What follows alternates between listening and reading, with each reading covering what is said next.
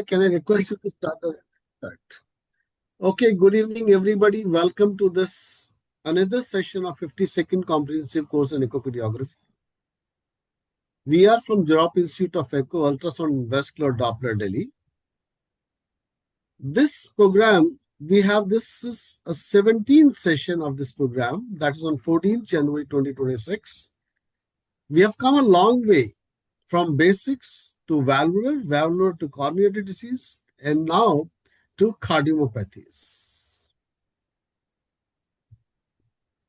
As you understand, this institute is located in Ashok Vihar, Delhi, and recently we got an accreditation from Guru Gobind Singh Indraprasth University for conducting these training programs, and the next program will be under the banner of Guru Gobind Singh IP University, and we are aptly named as 6 months fellowship in basic echocardiography.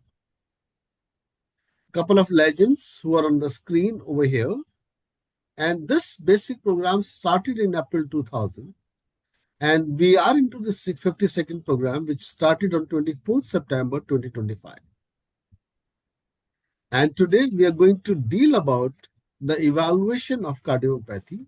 And for this, we have none other than Dr. Professor Hansa Gupta. She's a director and chief of non-invasive cardiology at Paras Hospital, Gurgaon. Apart from that, she's the president-elect for Indian.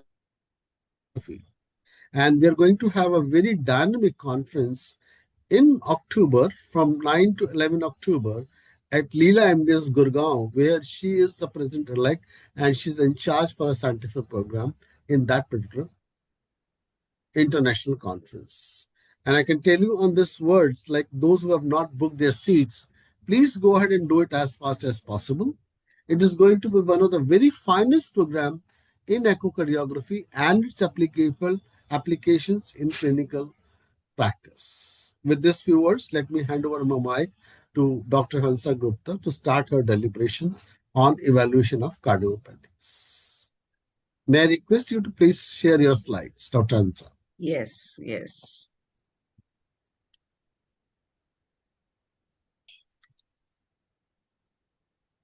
Have you stopped sharing? Yeah, I've already stopped sharing. You can go ahead and share your slides. There's a green button downstairs where you can share your slides. Yeah. Perfect. All right, let me. Yeah, they're already there. So it's all yours. You can go ahead and start your presentations. Yeah. And we'll take up question answer at the end of our sessions. And that'll be easy because people will be able to raise their hands and then we'll be able to deal with their question answer sessions. All right. I was just thinking that if, after finishing each type of cardiomyopathy, if we can take a question, that will also be a kind of, we can deal with that particular cardiomyopathy in one go. Because what will happen, like many people are joining now and then, it'll be a little easy for us to do it in the last. Okay. Sure. Done. All right. So let me start the presentation. All right. So a very good evening to everyone. And thank you, Dr. Gupta, for giving me this opportunity to be here as a part of this wonderful program. And a very good evening, all of you. Happy New Year and happy Makar Sankranti. So I'm sure all of you must be full tummy, to sustain for next 2 hours and concentrate on this important topic, which is cardiomyopathy. As we progress, let us understand what does this term means. This term means primary disease of the myocardium. It is very important to understand that because there are a lot of diseases which affect the myocardium, but they are the secondary causes. We are talking about the primary disease of the myocardium, excluding myocardial dysfunction due to ischemia, chronic valvular disease, hypertensive heart disease, and pulmonary heart disease. So it is a diagnosis of exclusion. So first you need to exclude all these diseases, and then only you can reach the diagnosis of a cardiomyopathy. WHO has classified cardiomyopathies into dilated, hypertrophic, restrictive, arrhythmogenic right ventricular cardiomyopathy, which was earlier called as dysplasia, arrhythmogenic right ventricular dysplasia, now called as cardiomyopathy, and the unclassified one. In interest of time, I would like to focus on first three entities today so that we are able, at the end of the talk, we are able to be completely aware of what these three types of cardiomyopathies are. And if the time permits, we may move ahead with the other types. So this is a very good schematic diagram. This diagram is showing the left side of the heart. Okay, the aorta, the LA, LB, and the mitral valve. So this is the normal. And wait, so this is dilated cardiomyopathy. Can you see the LA has enlarged, the LV has enlarged, and the resultant annulus has increased. All right.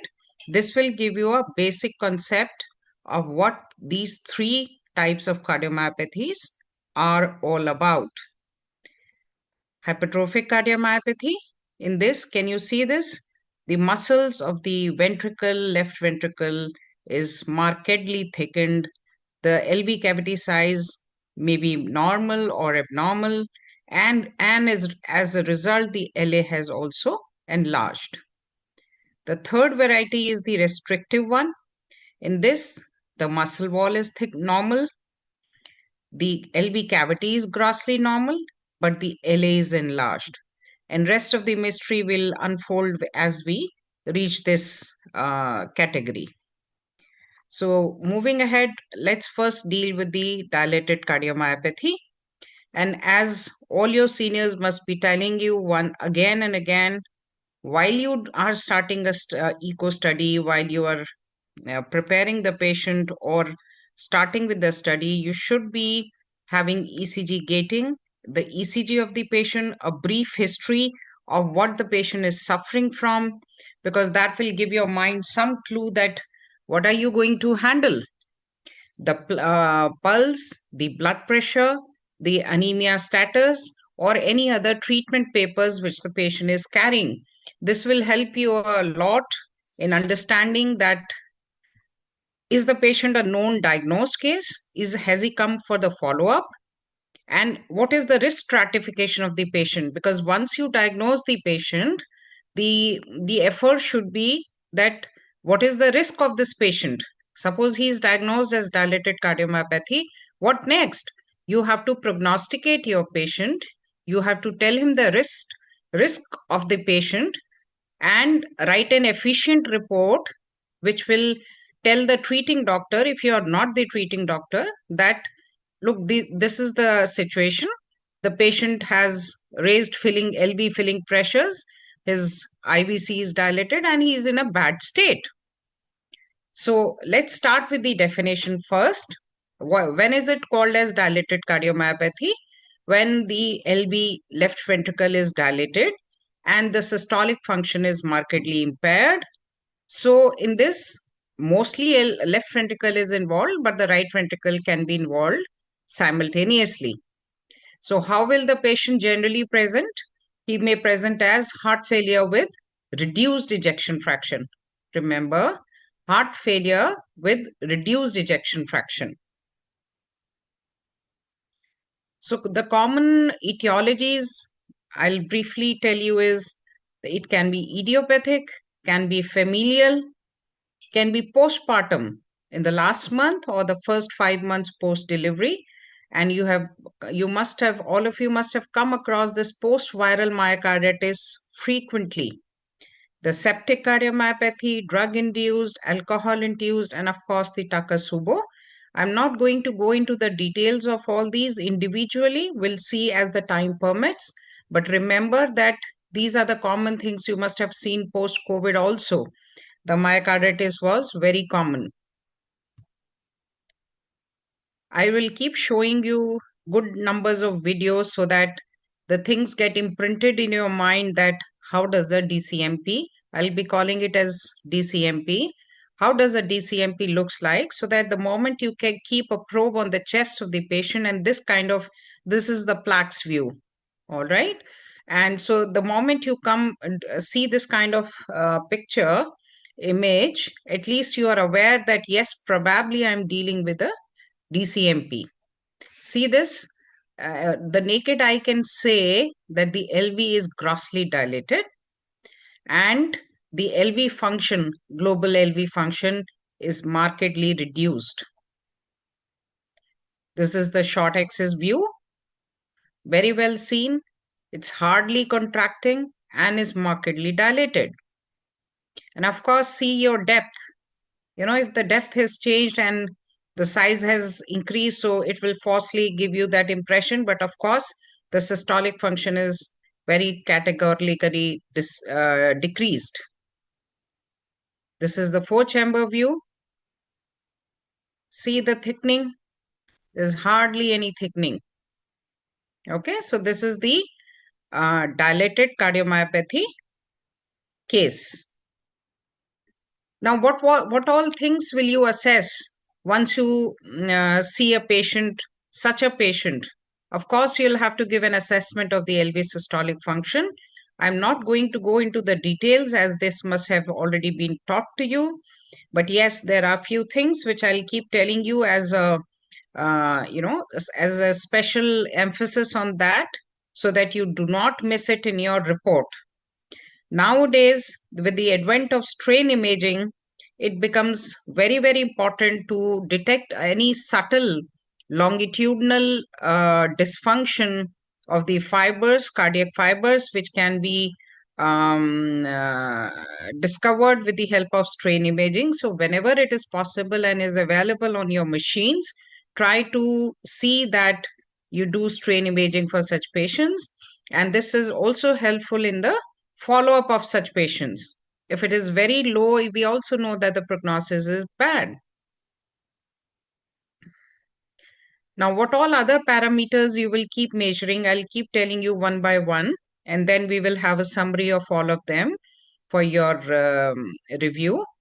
So this is another, so these are all like, factors which will help in the prognostication. So when the disease progresses, there is a LV remodeling. So adverse remodeling leads to this kind of globular or spherical heart. And this is a bad feature, bad sign, bad prognostic marker. So what is the sphericity index? Normally, there is a long axis and a short axis. So the long axis has to be longer than the short axis. And if the index is less than 1.6, we call it as normal. But here it is very clearly seen that both the axes are more or less equal. So when the ratio goes less than 1.5, we call that it is altered and abnormal sphericity index and is a bad prognostic marker. And one should think about this is associated with increased mortality. Okay. So why are we seeing all these echo features? Because we want to risk stratify our patient after the diagnosis. Okay, it is not that we are not robots that will be just doing a study, moving ahead, monitoring, measuring the numbers and, writing them down. You should come in, have you in your mind that this is a bad marker. So another feature is, see, this is a scan. I'm taking you because some of them must be really beginners. So I'm just trying to tell that we have cut an M mode across the plaques view. All right. So this is the LV cavity and this is the anterior mitral leaflet movement, which comes like an M. This is the septum. This is the posterior wall. This is the RV. Okay. So this is a plaques view. This is a normal view. And what we are trying to tell you in the next image is the septum and the E point distance. See this. This is the EPSS. E point septal separation. Again, this is the plaques M mode cut. Okay, this is an ignored kind of, value or parameter feature, eco feature, which generally people ignore, but it is a reasonably good measure of the LV systolic functions. So here you can see that the distance is very less than 6 millimeters, and is normal. Now, what happens here? Again, now see, this is very clear. The M mode across the plaques, the LV looks dilated. There is an increased distance between the E point and the septum, 19 millimeters. So anything more than 10 millimeters is abnormal. So this also is an associated adjunct to impaired systolic function. So we have to, we should not be banking on just one finding. We should be actually doing a comprehensive assessment of the whole, of all the features, and then, assimilate them that, okay, this is what is the diagnosis and this is the prognosis. So EPSS is also one of the echo features, must not forget. Another a feature you may get in cases is the B bump.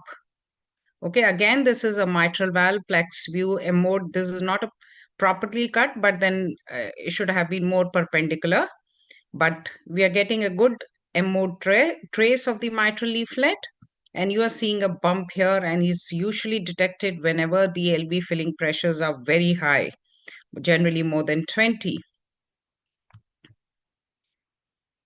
Now, another finding, you may get in DCMP is the aortic valve opening and closure. So again, see here at the tips of the aortic leaflets, we have put a M mode, and see here how the box is formed. A rectangular box is formed normally.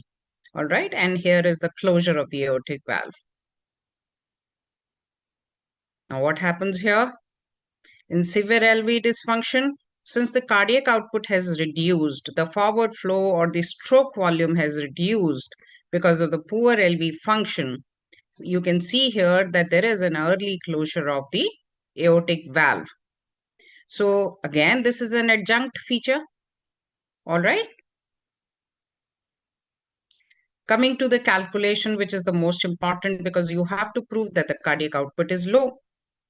So how do you, this must have been again taught to you in the previous classes, but just to quickly revise on it, what have we done? We have taken an LVOT in this plaques view at the base, all right? We have put a pulse wave Doppler in the LVOT. It is not done at the aortic valves, just before that in the LVOT, not touching on the sides, and don't use CW continuous wave, use a pulse wave Doppler here. You'll be putting the cursor here, just 0.5 to 1 centimeter before the aortic valve, and you'll get a trace like this, Doppler trace. You will then trace it, and this is called as time velocity integral.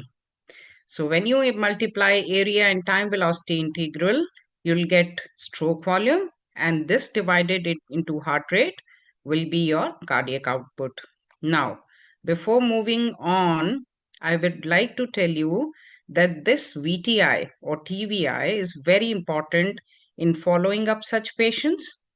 So generally taking LVOT is little difficult, all right? But for each individual, his LVOT diameter is fixed. So VTI can be taken as a surrogate of stroke volume. Hence, do not forget to measure VTI in every patient of DCMP, because in the follow-up with the medical treatment, nowadays you know that a good medical therapy, guideline-directed medical therapy is recommended, which helps in improving the stroke volume of the patient. And so suppose normal VTI is around 90 to 21. So if you find that the velocity TVI is low, you will note it, and next time when he comes after 3 months follow-up, you will see that his VTI has increased or not. So here comes the importance of this schematic diagram. So you may not take LVOT, you may at least take a VTI.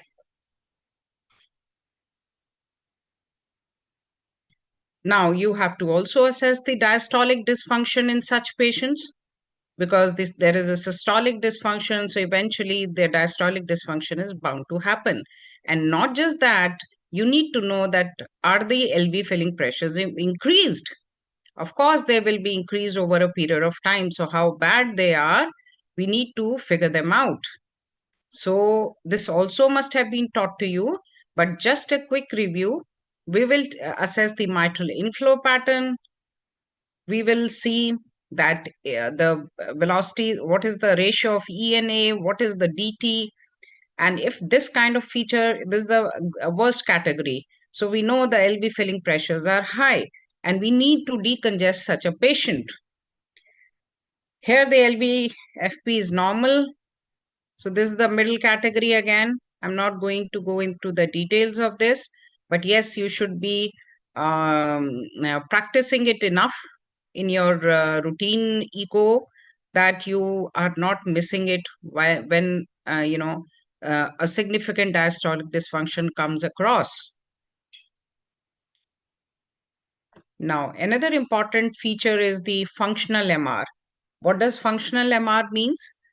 The leaflets and the apparatus, mitral valve apparatus, and the leaflets, they are basically morphologically normal. But what happens in the left ventricular remodeling, the process of the disease, that the papillary muscles are pulled up. So you first see this light gray color in this schematic. This is the normal light gray color. All right. But as the remodeling takes place, there is a stretching, tethering. So you see the papillary muscles are apically displaced, pulling across the chordae and hence the mitral leaflets. So you can see that the mitral leaflets, which are normally coopting well, this is a cooptation distance. Okay, so they co-opt well, around 1 centimeter cooptation. But when the tethering takes place, what is happening here? They're not able to co-opt properly. And then there is a tenting area which is formed here. The leaflets are basically becoming tented, okay, because of the papillary muscle pull. And the entire LV is getting dilated. Non-cooptation is leading to a central functional MR. You know, this is not posteriorly or anteriorly directed. This is a central MR because of the non-cooptation. And you must report, because here moderately severe is also a good amount of MR. Now I'll show you tethering of MR leaflets. Okay, you can very well see here again a plaques view. You can see that the LV is grossly dilated. The systolic function is reduced. This is the tenting area. Forget about this. I think I've hidden those. Okay, so so MR is very common in advanced cases. Another important thing is that sometimes what happens is patient is already on treatment. So you will get a mixed kind of picture, not very clear. The MR may not be that severe. The IVC may not be that dilated, and the dysfunction may not be, the diastolic dysfunction may not be. So please ask the patient about the treatment that is going on. So before ending this entity, let us have a quick revision, and you must imprint this in your mind, that while you are making a report of DCMP, you should not be missing on these features. This will tell the consultant that you are very well aware of the various features and should not miss. So, decrease cardiac output, decrease LV contractility, increase LV dimensions. You must mention this carefully, measure it carefully on M mode, keeping it as perpendicular as possible, because this will again help you in the follow-up. In the absence of following, then the LV diastolic dysfunction, functional MR, LA enlargement, RV dysfunction may also be simultaneously present. LV wall thickness, it is usually preserved, but when there is an eccentric hypertrophy, the relative wall thickness ratio comes in picture. We'll discuss this when you will come for the advanced courses. For now, you just understand the basics. Increase EPSS of more than 10 and altered sphericity index, which is less than 1.5. So this takes us to end of DCMP. And you must not forget that this is not a uncommon disease. This is a relatively common genetic disease, autosomal dominant disease. You can have idiopathic, familial varieties, but this may also run in the families apart from the viral myocarditis. So this is familial as well. So moving on to the second entity, which is the hypertrophic cardiomyopathy. All of you must have heard about it, but may not be so much aware about the role of echo. Echo is so very important and actually a very important investigation in this entity. So it's relatively common. Actually, these diseases, they have been always like, have been very less recognized, perhaps because of our ignorance. They have always been prevalent, they have always been common, but we as doctors, probably we have been ignoring this entity, perhaps because we were not knowing, the awareness was not that much. So it's a commonest, see what is this? Commonest inherited cardiac disease. 60% of all cases due to mutations in sarcomere genes and is autosomal dominant. So 1 in 500 is not a low prevalence. And of course, the commonest cause of sudden death in young adults. So it's important to know about the family history as well. So what happens mostly that whenever, just a second, let me have a sip of water. So whenever a patient comes and we find that the myocardium is thickened, so the first thing that comes to our mind is probably he has an uncontrolled hypertension. I tell you, one patient came to me when I was doing the echo. He was for a preoperative evaluation, a routine echo. And I was hurriedly doing, thinking that he's just 35 years old and his echo might be normal. And suddenly I found that he has got a severely thickened myocardium. So, and then I was like, oh God, I'm dealing with something else. So the moment you think that there's no hypertension, because I asked the history, the hypertension was not there. There was no aortic stenosis, because you quickly put a M mode on the aortic leaflets, you'll have a good idea that the box is good size. So how can that give the so much of hypertrophy? So immediately with three, four questions in your mind, and immediately, looking at the echo, you will come across the idea that probably you're dealing with hypertrophic cardiomyopathy. All right, because the patient may not be symptomatic. The ECGs may be showing a lot of, repolarization, depolarization changes here and there, generalized. And putting everything together, it should hit your mind that this is HCM. And particularly not 13 mm, not 12 mm, not 14 mm. It is generally a cutoff of 15 millimeters, which has been described, and particularly in presence of other compelling features like positive family history of HCM or sudden cardiac death, right? So let's understand what is the definition. Unexplained LVH, as I figured out in my patient, unexplained, meaning you are not able to explain that why is there a ventricular hypertrophy. He does not have hypertension, he does not have AS, he does not have other diseases that can cause it. Yes, of course, the storage disorders and everything, they also come under the category of cardiomyopathy. We'll discuss later. With non-dilated ventricular chambers, in absence of another cardiac systemic disease capable of producing hypertrophy. Keep this in mind, more than 15 millimeters, all right? And without the hypertension, yes, it is generally unusual. So this should alert your mind. The alarm should blow up that probably it's an HCM. So this is a schematic diagram which tells us about some eco features of HCM, and it will help you in understanding, because again, as I said, I'll keep emphasizing that you do not miss a single point while making a report. Now see this. This is again the left heart. See this thickening. Okay. This is the asymmetric hypertrophy when the septum is markedly thickened. See the posterior wall? Not so thickened. All right. So this is asymmetric. Now there is a diastolic dysfunction, of course, which will set in with such a thickened and abnormal myocardium.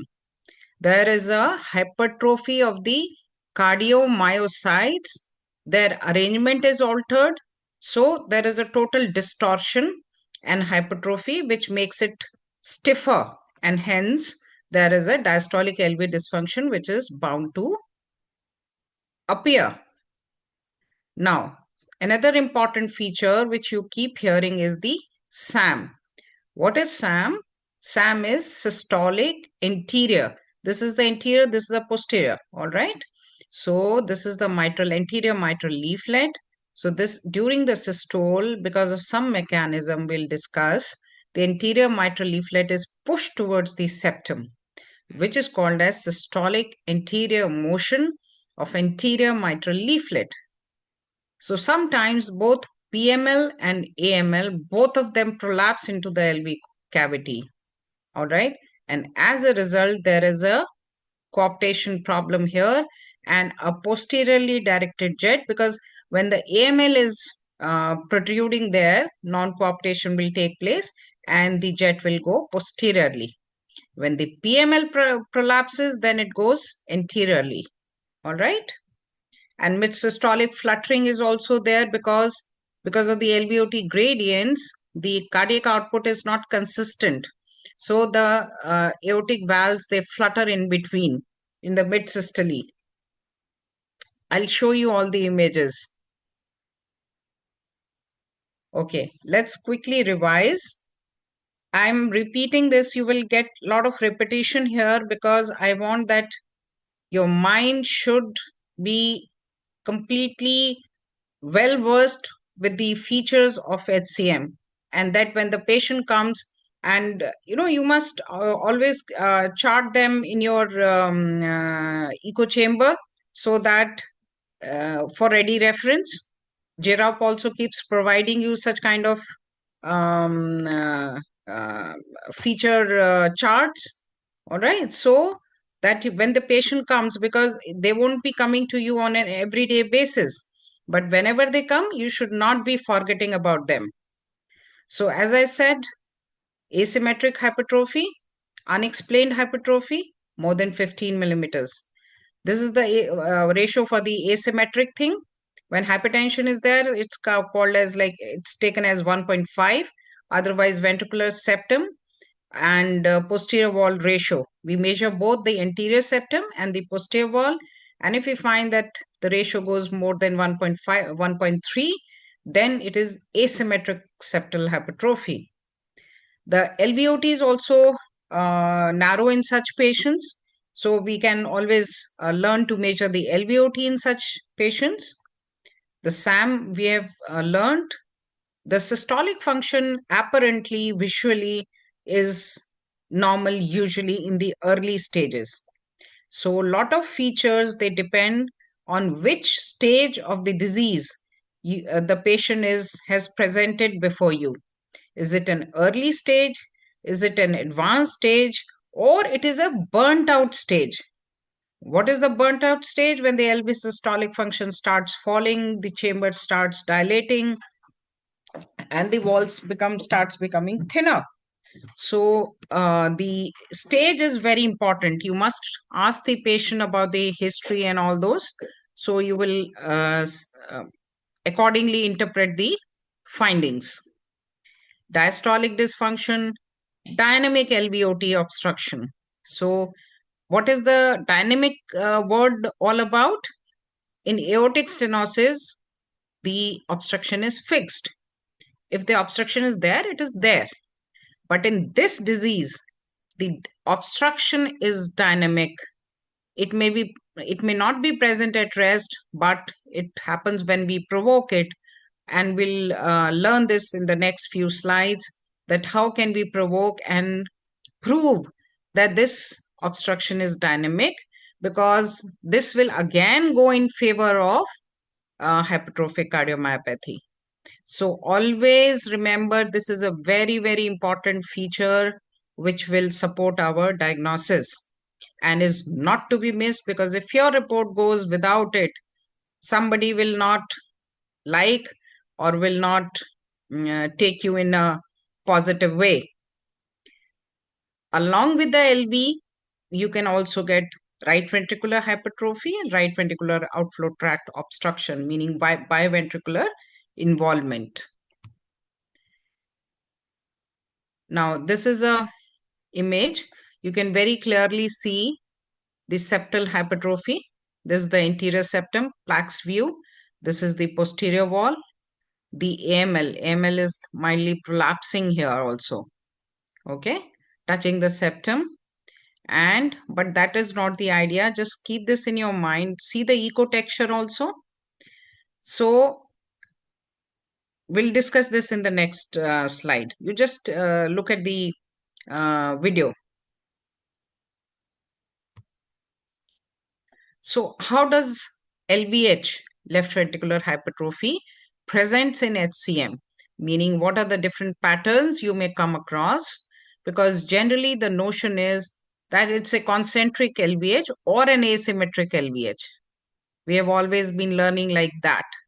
But let me tell you here that it can be segmental, focal, and it's not necessary that it is concentric, generalized always. However, it is a most common variety, the generalized one. Okay, but other patterns are also possible. So if the ECG is showing any changes, the family history is present, sudden cardiac death is present in the family, you must do the entire study carefully, focusing on the hypertrophy of various walls or segments of the heart. I'll show you the images which will give you a good idea about it.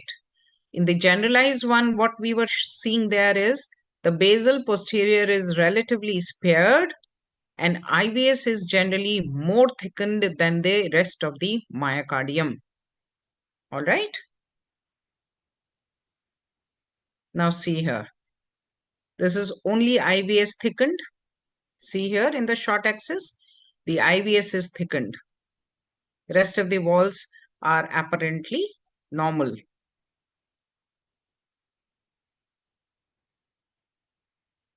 This is the inferior wall. See this? So while you are making a short axis, keep in mind, it can be just a focal hypertrophy. Do not miss it, because if your mind doesn't know about it, you're definitely going to miss it. That's why I'm repeating it again and again. It can be focal segmental also. So while you're finishing the study, do not be in a hurry that yes, the patient is normal. Now see this? Only anterior in the short axis. Okay. So there can be other causes also. I'll skip this, but I would like to say a few things about the LVH sigmoid septum in the elderly. You get left ventricular hypertrophy, and the septum, the basal septum, is quite angulated because of the increased angle with the aorta, and hence it intrudes into the LV cavity.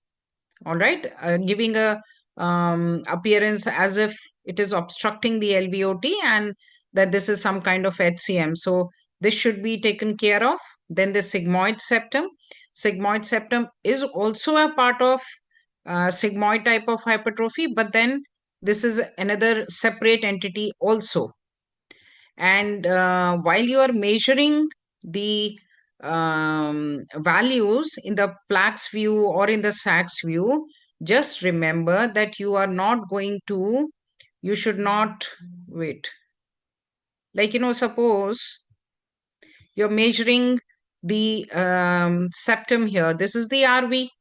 So you have papillary muscles here. You have some abnormal muscle bundles here. So try not to include this in your measurements. And erroneously, you will say that this is hypertrophied, whereas it is not. So remember that the measurement should be very, very clear. You are not going to include the papillary muscles here in the measurements. Um, and of course, if you have a symmetric, this septal thickness, septal thickening while the patient has undergone an inferior posterior MI, so the posterior wall will appear thinner and you will erroneously call it as asymmetric septal hypertrophy. So this is the one which I was talking about. This is not running, I think. See this? Patient has undergone an MI. So this is appearing thin and giving an appearance as if it is asymmetric. So what is it? It is either symmetric, meaning all over, or it is asymmetric, meaning certain areas are. See this, the cavity? This is a crescent shaped cavity. Okay, this is generally associated with a lot of genetic mutations, a high risk kind of, HCM. The entire septum is projecting in like a making it into a crescent. And can you see the ILA is dilated here? This is all happening because of the diastolic dysfunction reflecting here, or the MR.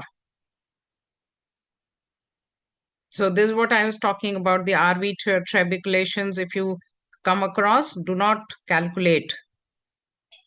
This is a spontaneously closed V. This is the HCM of elderly. Okay, this should be kept into differential and should be carefully assessed.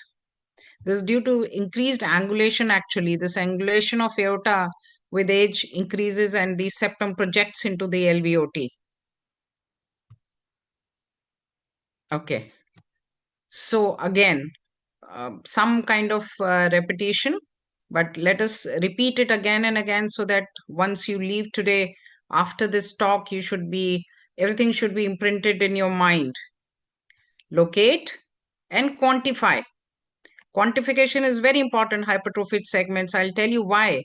Because it is the thickness which tells us the prognosis and the need of giving AICD. ICD, you understand, the defibrillator, to prevent the dangerous ventricular arrhythmias. All right, intracardiac defibrillator. So if you do not quantify, probably you are not a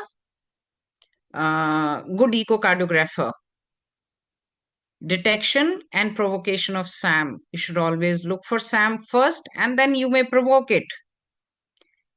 Assess mitral valve apparatus, because the mitral valve apparatus anomalies are pretty common in such disease, along with what is the severity of MR.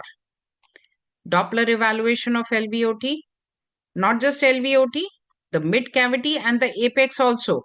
So scan the entire LV cavity from the apex. I'll show you at rest and at provocation. Diastolic, systolic function in PA pressures, of course, we have to do. Now, the SAM happens due to flow drag, pushing force of flow, the dominant role.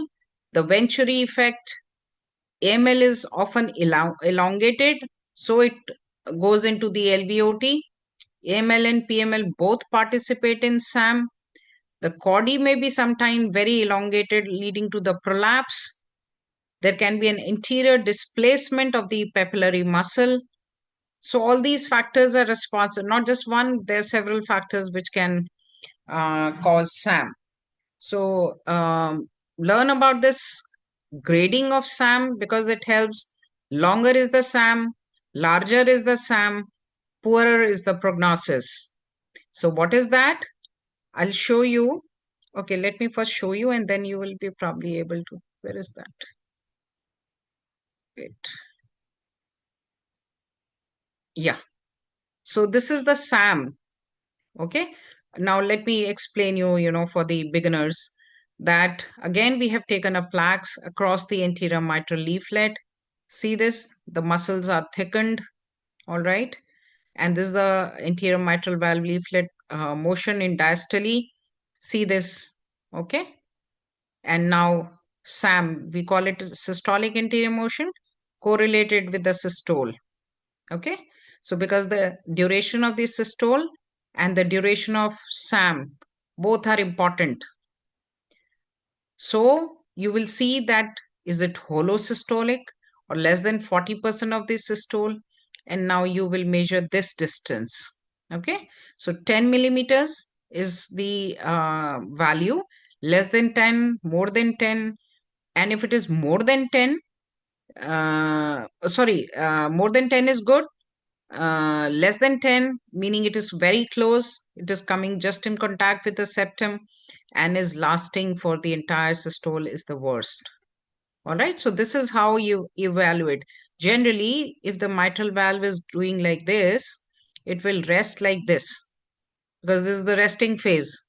Systole is going on, the valve leaflets are closed, so the PML and AML are close together. But here you can see it is being sucked towards the septum. So this is the SAM. I go back. Now you see this. So distance between AML and septum, more than 10 millimeters. Distance less than 10 millimeters. So meaning it is coming closer to the septum, and that is bad. Contact lasting for less than 40% systole. Contact lasting for more than 40% or holosystolic. So these two categories are bad prognosis. Now, I told you about the left ventricular outflow tract obstruction. Very importantly, for your exams and for your knowledge, it is dynamic. I explained you happens in mid and late systole. Happens due to what? The patient can have a narrow LVOT as a disease part of the disease. Normally, LVOT is 20 to 24 millimeters, and SAM and mitral septal contact will further increase the outflow tract obstruction. The caudal apparatus itself can prolapse into the LVOT because of the elongated chordae and abnormally placed chordae. Similarly, abnormal papillary muscle insertion on the AML also leads to obstruction of the outflow tract. So there are various reasons because of which you get a outflow tract obstruction. LV outflow tract, meaning just before the aortic opening. Now, when you put a pulse wave Doppler across the LVOT, and the best view is 3-chamber or 4-chamber view. 3-chamber, why a 3-chamber? Because the Doppler beam is almost parallel. All right. So we need to have a parallel Doppler beam to get a better signal, and that we are not falsely mixing it with the flow. So what is this characteristically called as? Turkish dagger, खंजर जिसे हम बोलते हैं, and its onset is after the QRS. Jet is narrower. Obstruction is maximum in late systole. We'll repeat this in the image. Contour is concave to the left, and larger and longer SAM, significant obstruction, I've told you. We must align our jet properly and interpret it properly so that we do not overestimate the gradients by mixing it with the mitral regurgitation jet or the aortic stenosis jet. Just look at it. I'll keep explaining this with the help of images for better understanding. This is not playing. This I have shown you, SAM. This is the LVOT, which is narrowed here. See the turbulence. The turbulence should alert you. Turbulence, how do you see Doppler turbulence? You have a mosaic pattern. Otherwise, you will get a simple blue color or simple red color. But when you get a mosaic, a flame kind of, thing, somewhere, it should alert towards some kind of obstruction. So, putting a Doppler is a compulsory part of a eco study. So, after seeing the 2D morphology, you should immediately put a Doppler. And if the Doppler is giving turbulence, and you should interrogate right till the apex. As I told, apex, mid cavity, LVOT. So, all these three have to be interrogated very diligently with the help of Doppler. Now, this is the typical Turkish dagger. Now, see, this starts, just see the QRS complex, it starts after that. It is concave inwards, peaks at the late systole. This is the systole almost about to end. This is peaking at the late systole. So, this kind of picture should always alert you that. And also, let me tell you that there are certain situations when there is hypovolemia, when the patient is on is being given dobutamine for some reason, either for the test or some BP related issues. Um, then also you may get this kind of thing, but the gradients will not be significant. And so do not confuse. You have to complete the picture before labeling it as HCM. So, and that is why I'm saying that, if there is this hypertrophy, even hypertensive heart disease, you must learn to interrogate the LV cavity with the help of Doppler so that you know what is normal and what is abnormal. Because when you will keep looking at the normal, then only you will see that, oh, how is this seen here? This is not normal. Now, here it comes. I was telling you about the aortic stenosis jet. So, what happens? Why are these three jets all coming below? Because they are all away from the probe. So, this jet, the flow is away from the probe. So, coming below the baseline. All right. So, all the jets which will be below the baseline or going away from the probe can be mingled or can be misinterpreted. Because if you will falsely assess or overestimate the gradient of LVOT, the patient will be subjected to either surgical myomectomy or septal alcohol ablation wrongly. Okay, so the treatment will be wrong because of your estimation.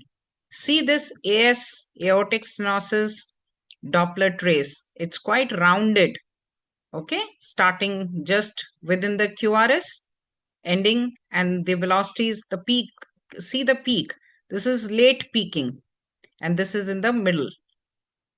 All right, so these are the few soft points, which differentiates the various jets. I'll also show you, wait. And how do you assess the LVOT? With the help of pulse wave Doppler. Because if you will use a continuous wave, it will catch the gradients across the flow, entire LV cavity, and you will not be able to localize that where is the gradient originating from.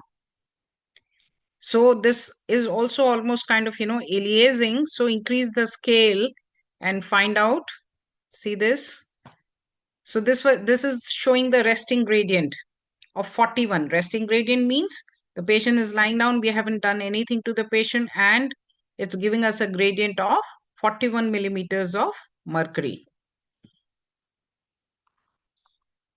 I hope you understand how to take gradients. You will trace it, and the machine will automatically tell the gradients. 4v square.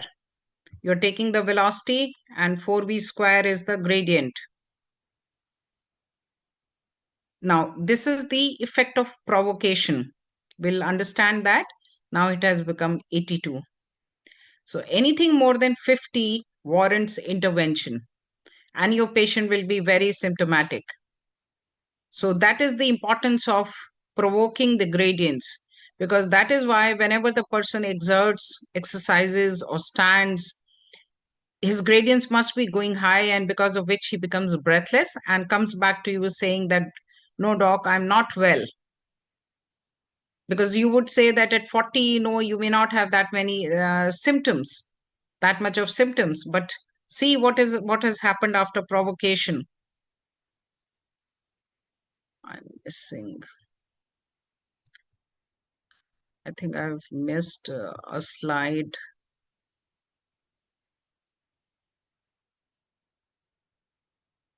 I think I've missed a slide with MR.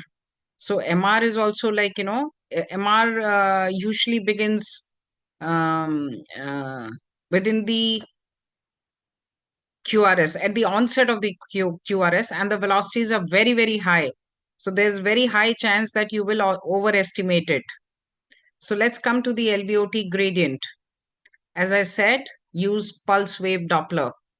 You have two types of Doppler, pulse wave and continuous wave.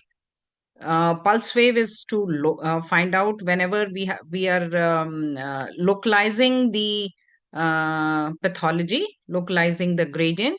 Continuous wave Dopplers are used to identify the flow across, and generally used for high gradient flow.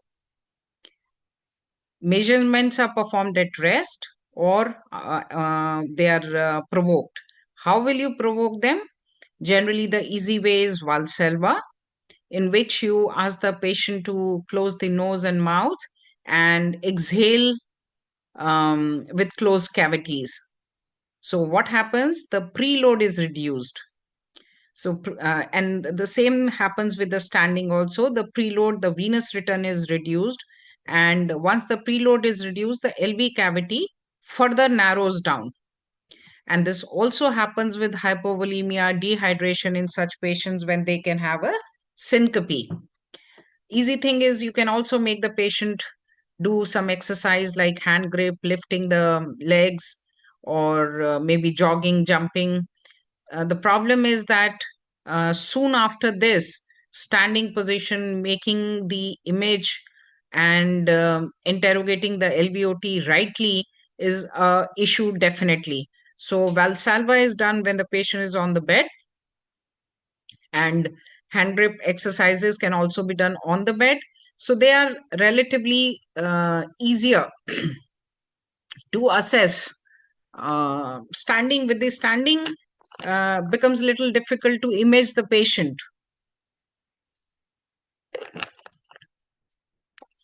Sorry. And some people use sublingual nitrate. I don't try doing that. And decreasing after load also increases the gradient. So such patients with HCM should not be given, their BP should not be reduced significantly. All right. So we should be careful about giving them vasodilators, because that will increase their gradients and they may have syncope. This I have already explained to you, that how these procedures act, because after all, the LV cavity is further narrowed down, and this increases the gradient. This I've shown you. This we have seen. Now, let's understand the nomenclature. We generally have a tendency that hypertrophic cardiomyopathy means obstructive cardiomyopathy. No, it is not like that. We can have an obstructive variant as well as the non-obstructive variant. Both are possible. So do not dismiss the diagnosis. Keep this in your radar that yes, it can be a non-obstructive symmetrical hypertrophy. So when do we call it as HOCM? More than 30 millimeters at rest and provocation both. Latent or labile. Please mute yourself. Latent or labile means what? When you interrogate at rest, you are not finding a significant gradient. Usually 30 is the cutoff. When you say it is significant. So at rest, you don't find one, but when you provoke, you are able to get this gradient. And the non-obstructive variety, where you are not able to get any sort of gradient. So this is a very, very important thing, this cutoff of 30, and you have to provoke the gradients, learn doing it. It is not impossible also. I understand it is little difficult.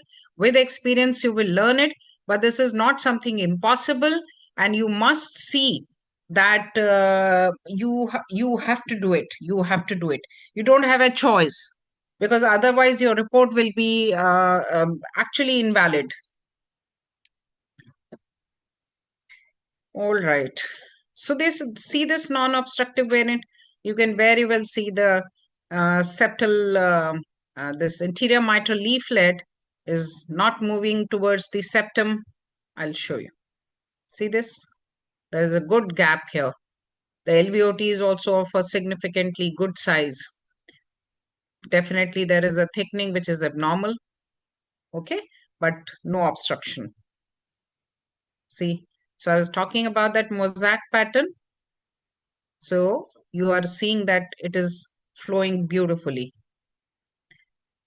Now, what comes to your mind whenever such kind of thickening comes? Hypertensive heart disease.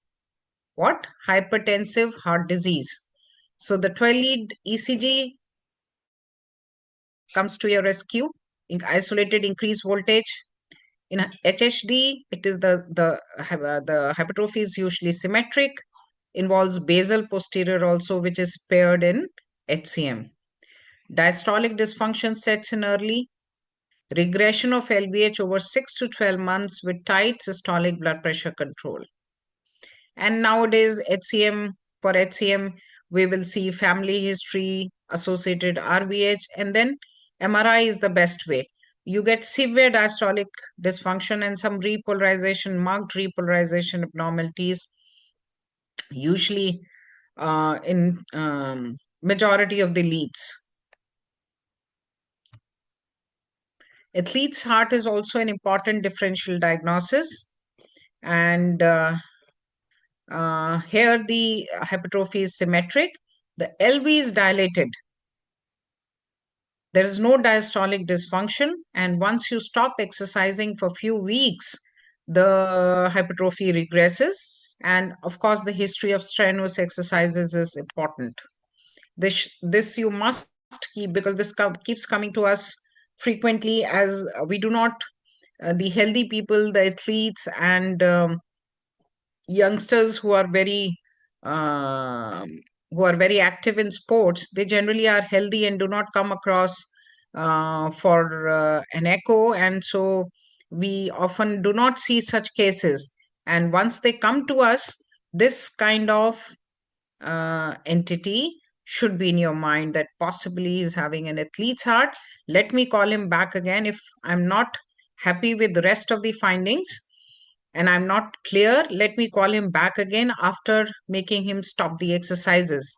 So this is a positive remodeling of the heart, adapting to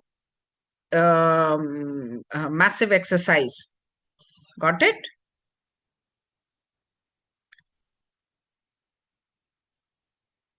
So as I said, hypovolemia, isotropic therapy, subaortic membranes. In such conditions also you can get SAM or LVOT, obstruction.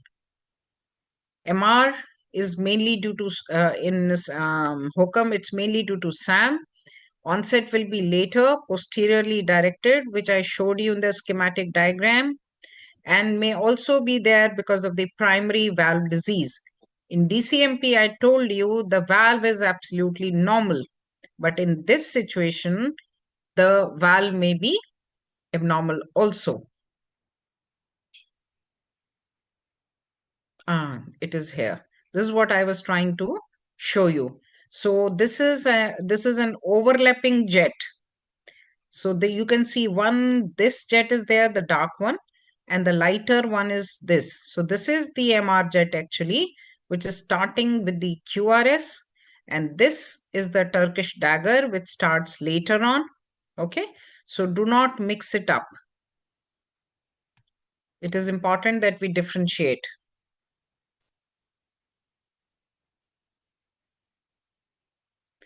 Another variety which I want to mention here is the apical HCM, which is again a lesser known variant, lesser recognized variant. It is actually lesser recognized, but is not so rare.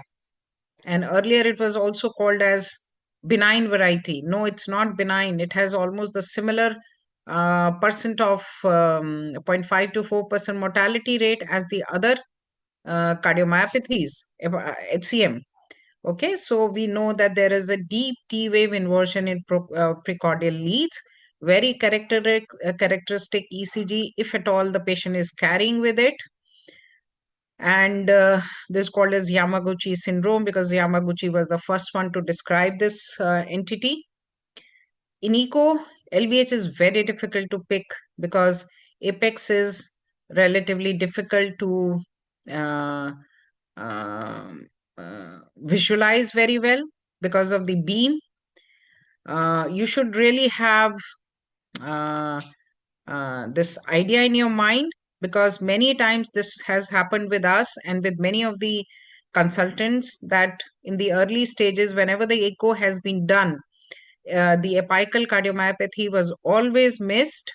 And once the ECG came into picture, the people nowadays it is a trend to undergo executive health check packages wherein the ECG is also done, and then they come to a surprise that how come this deep T inversion is seen in the precordial leads. So similarly, a patient came to me also after this ECG and a normal echo, and I actually then looked into it, and I found that there is a apical cardiomyopathy thickening along with a little aneurysm also.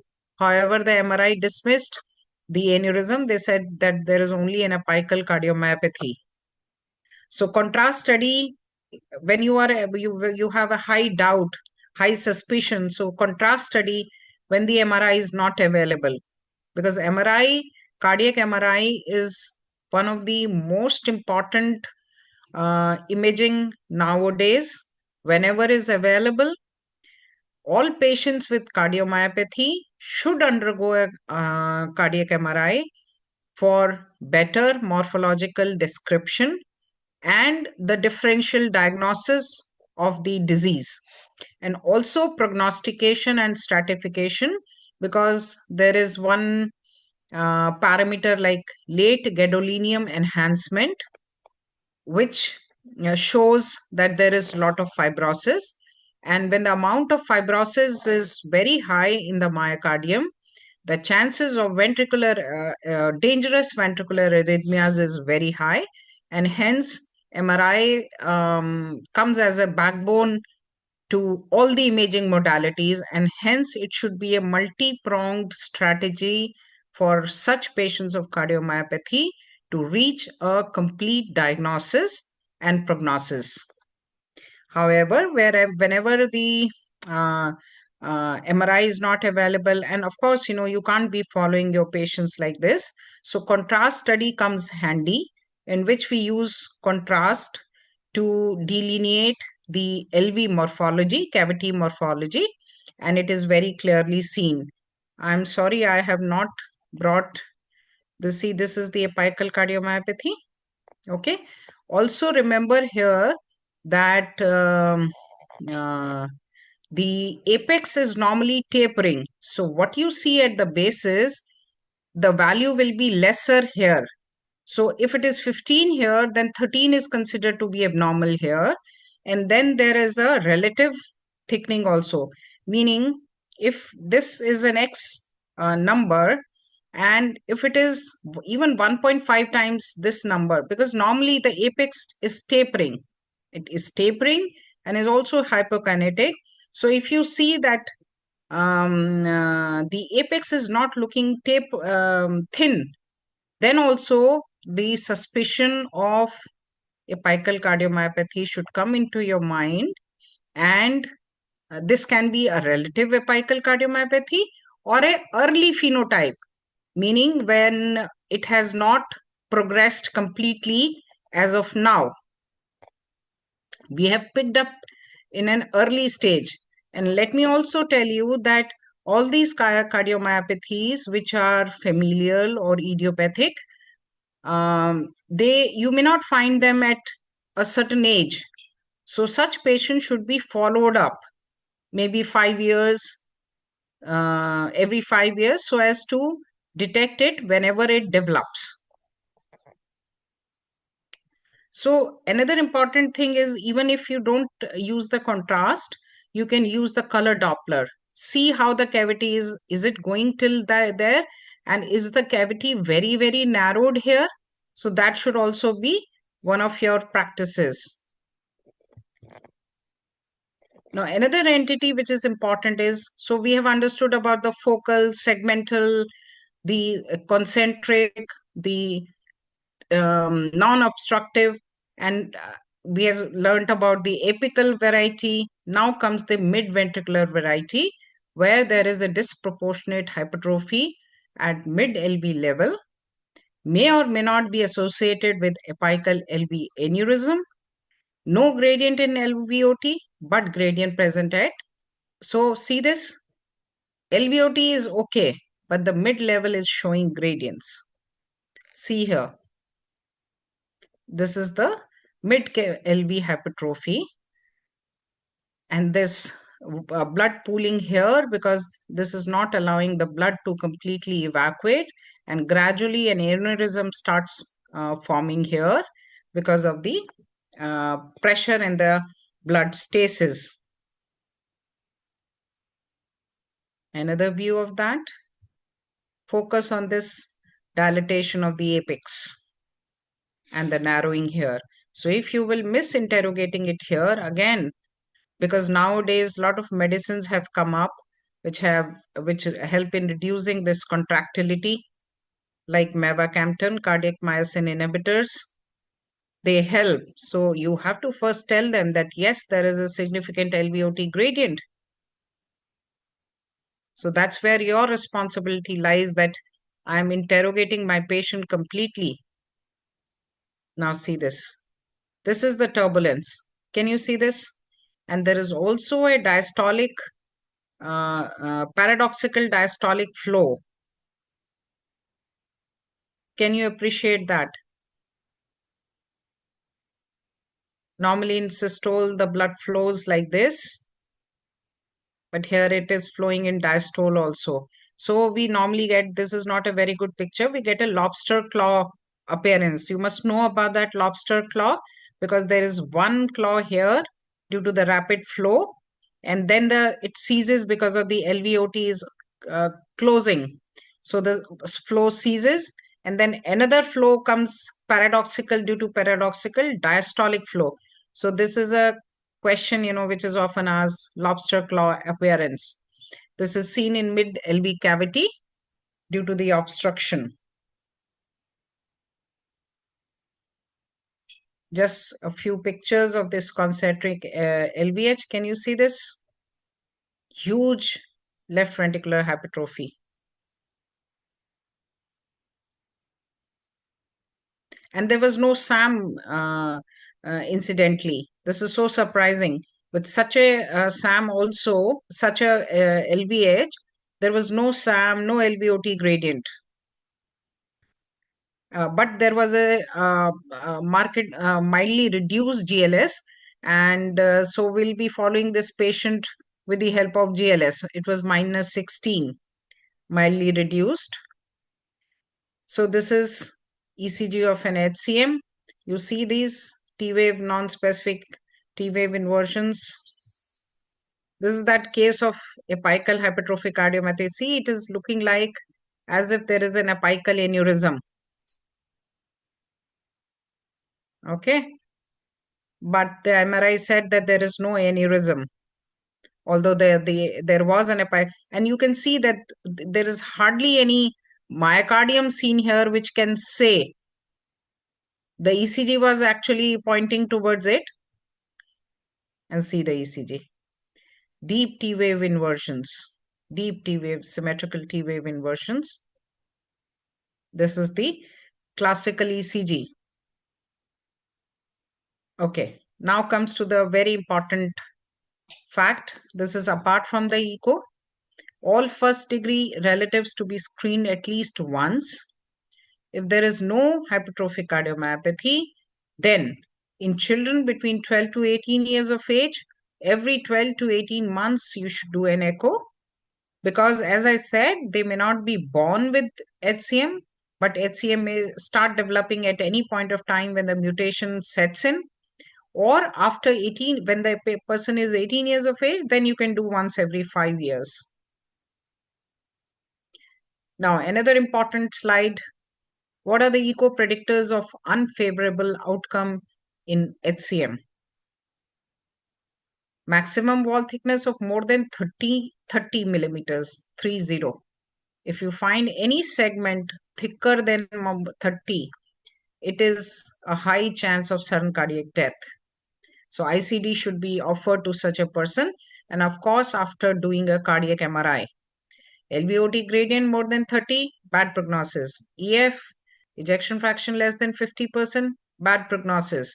Because generally the EF is increased in such cases because of the hypertrophy. So it's an hypercontractile LV actually. But when it starts falling even less than 50%, it is bad. LA diameters more than 48, LA volume index more than 27 millimeters per square meter. So these are figures, but you should be aware about this. And this thing should never be missed, that you are not reporting. I think I have a format. Yeah. So while you report from the on echo, you have to mention wall thickness, maximum wall thickness. SAM present or not, LVOT gradient at rest and provocation, both. You have to mention both, all right? And the MR severity. Without this, your report should not go. And we at JEROP, we should be proud of you that after learning from us, your reports are complete and make some sense. All right. So coming to the last entity, restrictive cardiomyopathy. Out of all the cardiomyopathies we have discussed, this is the least common type, but is not rare also.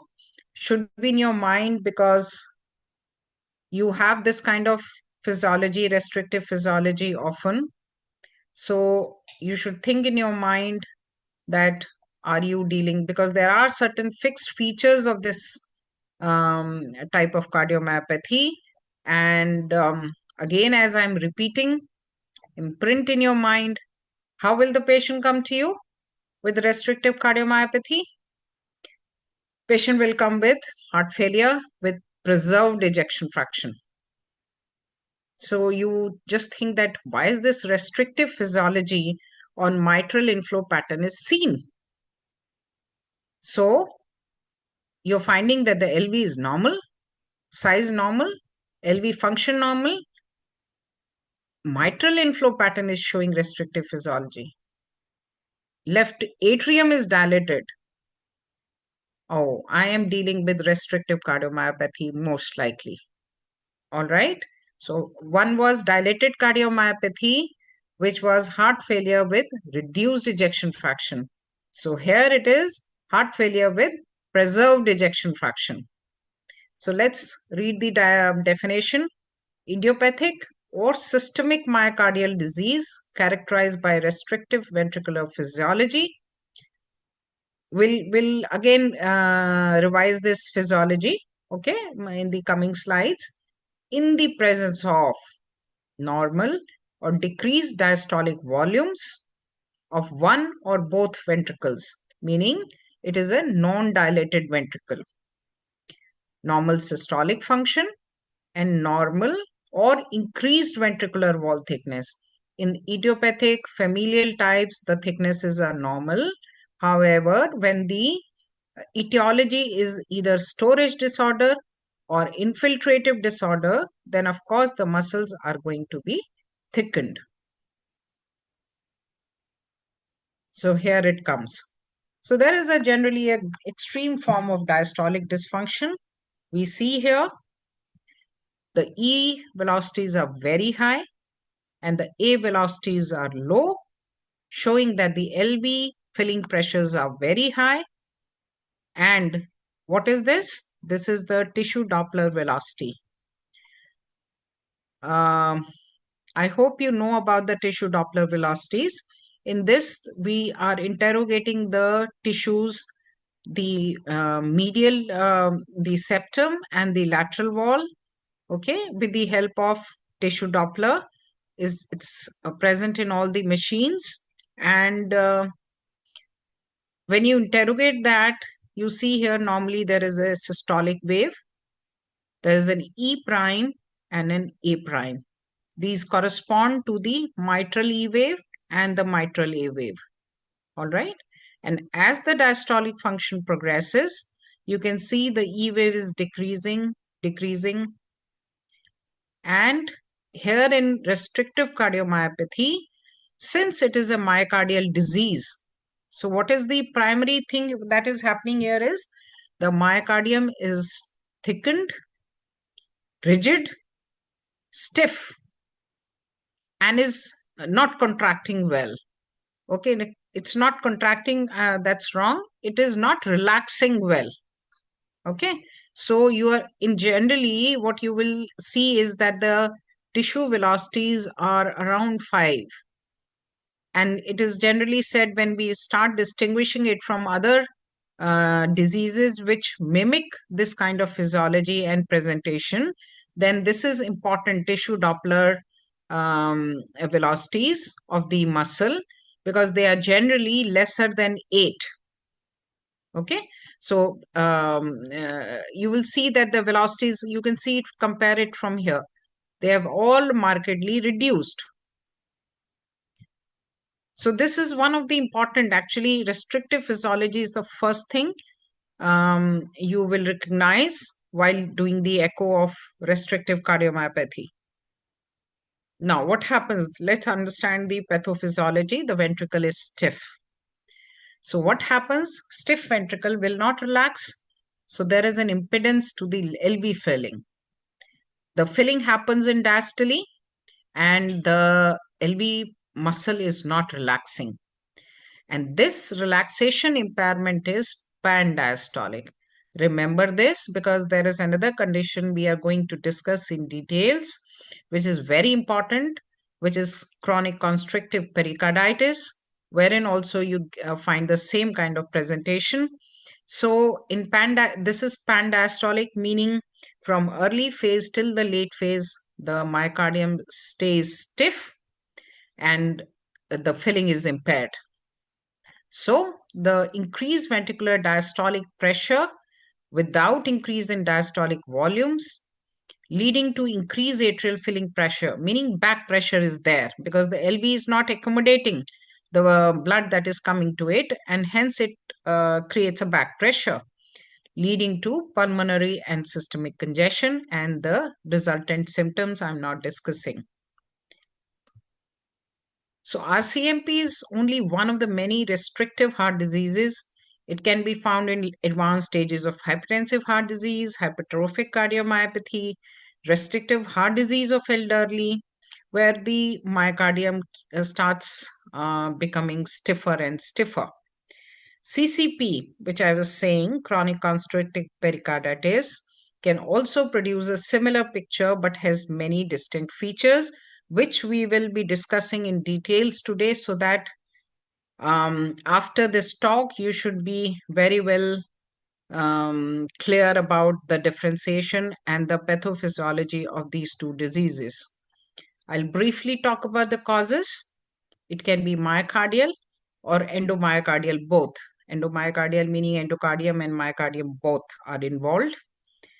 Most importantly, non-infiltrative, which means it can be idiopathic, no disease can be found, no etiology can be found, or seen in diabetic cardiomyopathy. The infiltrative one is the amyloidosis, and let me tell you, this is the most important secondary cause of RCMP. Most important secondary cause of RCMP. So this should not be ignored. And then the storage disorders like hemochromatosis, where iron is deposited in all the organs of the body, including heart.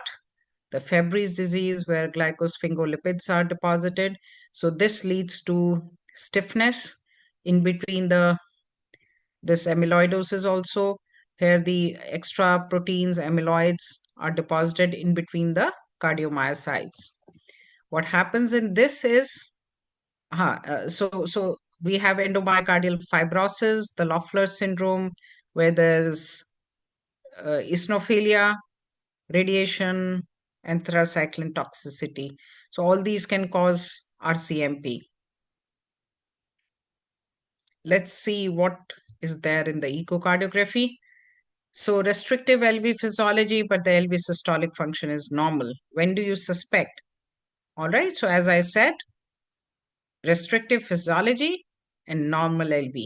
Now what? How to approach? Determine whether echo features are consistent with restrictive heart disease. Try to establish the etiological diagnosis, which is usually done by myocardial biopsy, but with the availability of cardiac MRI, these things are rarely done. Echo will just tell you about the functional diagnosis that yes, it's possibly a restrictive cardiomyopathy. And then we have to figure out and dig out on the causes, whether the iron ferritin levels are high, whether eosinophils are high, whether um, um, some other etiology, meaning amyloids, the investigation for amyloidosis is done, and that's how we will reach a diagnosis. So what are the echo features? Normal size ventricles, normal EF, LVH, RVH. So here, both the ventricles are generally involved. Significant diastolic dysfunction, biatrial enlargement. Remember, biatrial enlargement, both the atria are enlarged. And this gives the owl's eye appearance of the echo image. We'll be showing it to you shortly. There can be regurgitations, mild MR and TR, and the PA pressures are very high. So when the PA pressures are high, this thing also should come into your mind. The clots are seen in atrial appendages, in endomyocardial fibrosis, Loeffler syndrome, due to the pathophysiology. Again, when we grade the diastolic dysfunction, we see the mitral valve inflow pattern, we see the pulmonary vein flow pattern, and we use the tissue Doppler imaging. These are three things. So as we see, the E is twice than the A wave because of the rapid early filling. And here, see the diastolic waves have gone up. See here, the ratio is changing here. The atrial reversal, this is the atrial reversal. So you can see when you compare it, the velocities have increased.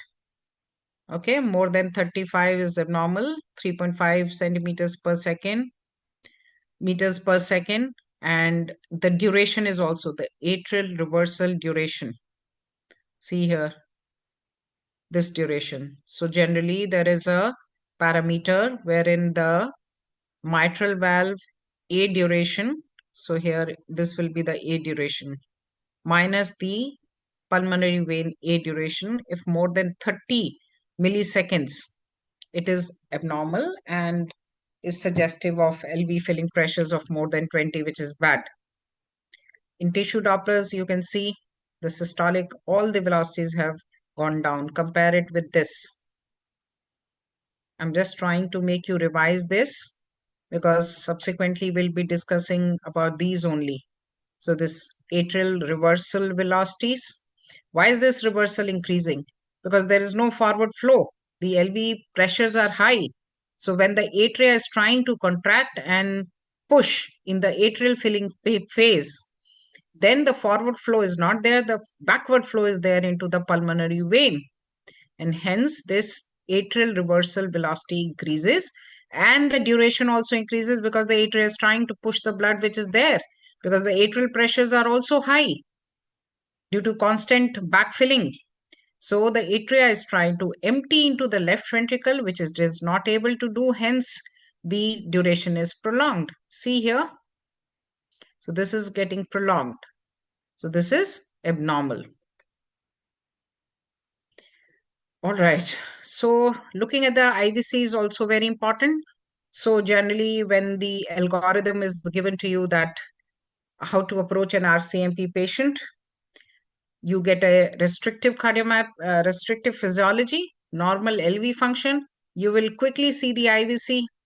IVC is dilated, plethoric. You are spot on. If you do not get a dilated or IVC, plethoric IVC, switch to start thinking in terms of some other diagnosis. All right. So when do we see, say, the IVC is dilated and plethoric? Again, this must have been taught to you, but I'm just trying to quickly make you revise this. Cutoff of 2.1 is considered as dilated, and you do a sniffing. You ask the patient to sniff. It's better than inspiration, and this will reduce. Okay, so if it is not reducing more than 50%, then you call it as IVC plethora. What does plethora means? It is all full. Why is it all full? Because there is no forward flow. The lungs, the pulmonary wedge pressures, everything is very, very high. So when everything is high, there is a back pressure damming, and it is so much so that the IVC is not changing its size with inspiration. All right, inspiration and expiration, normally it should the size should increase and it should fill and it should reduce, but it's not reducing. So that means it is completely full. So then that is abnormal, and accordingly the mean right atrial pressures are assessed. Okay, so this is also an essential thing to be interrogated from subcostal view, and should not be forgotten. This is an essential feature of RCMP. All right.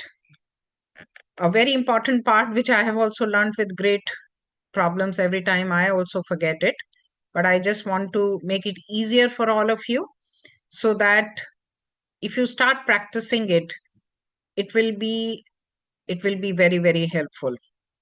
See, this is the normal waveforms. This with the ECG, this is a respirometer. When you will come for the hands-on sessions, you will have respirometer working there, the ECG. With that, you will be able to interpret the waveforms in a better way. See, this is the diastole, and you're finding the early rapid phase of the mitral inflow pattern. This is the E wave early rapid, and this is the atrial contraction. DT is more than 160. Whenever the DT goes less than 160, it is restriction. All right. What does this DT, deceleration time? Whenever the forward pressures are high, there is an abrupt equalization, normalization of the pressures, and you will get a Doppler trace steep. All right, so this concept holds true everywhere. Whenever the receiving chamber has high pressures, there will be a quick normalization of pressures, and the flow will suddenly stop.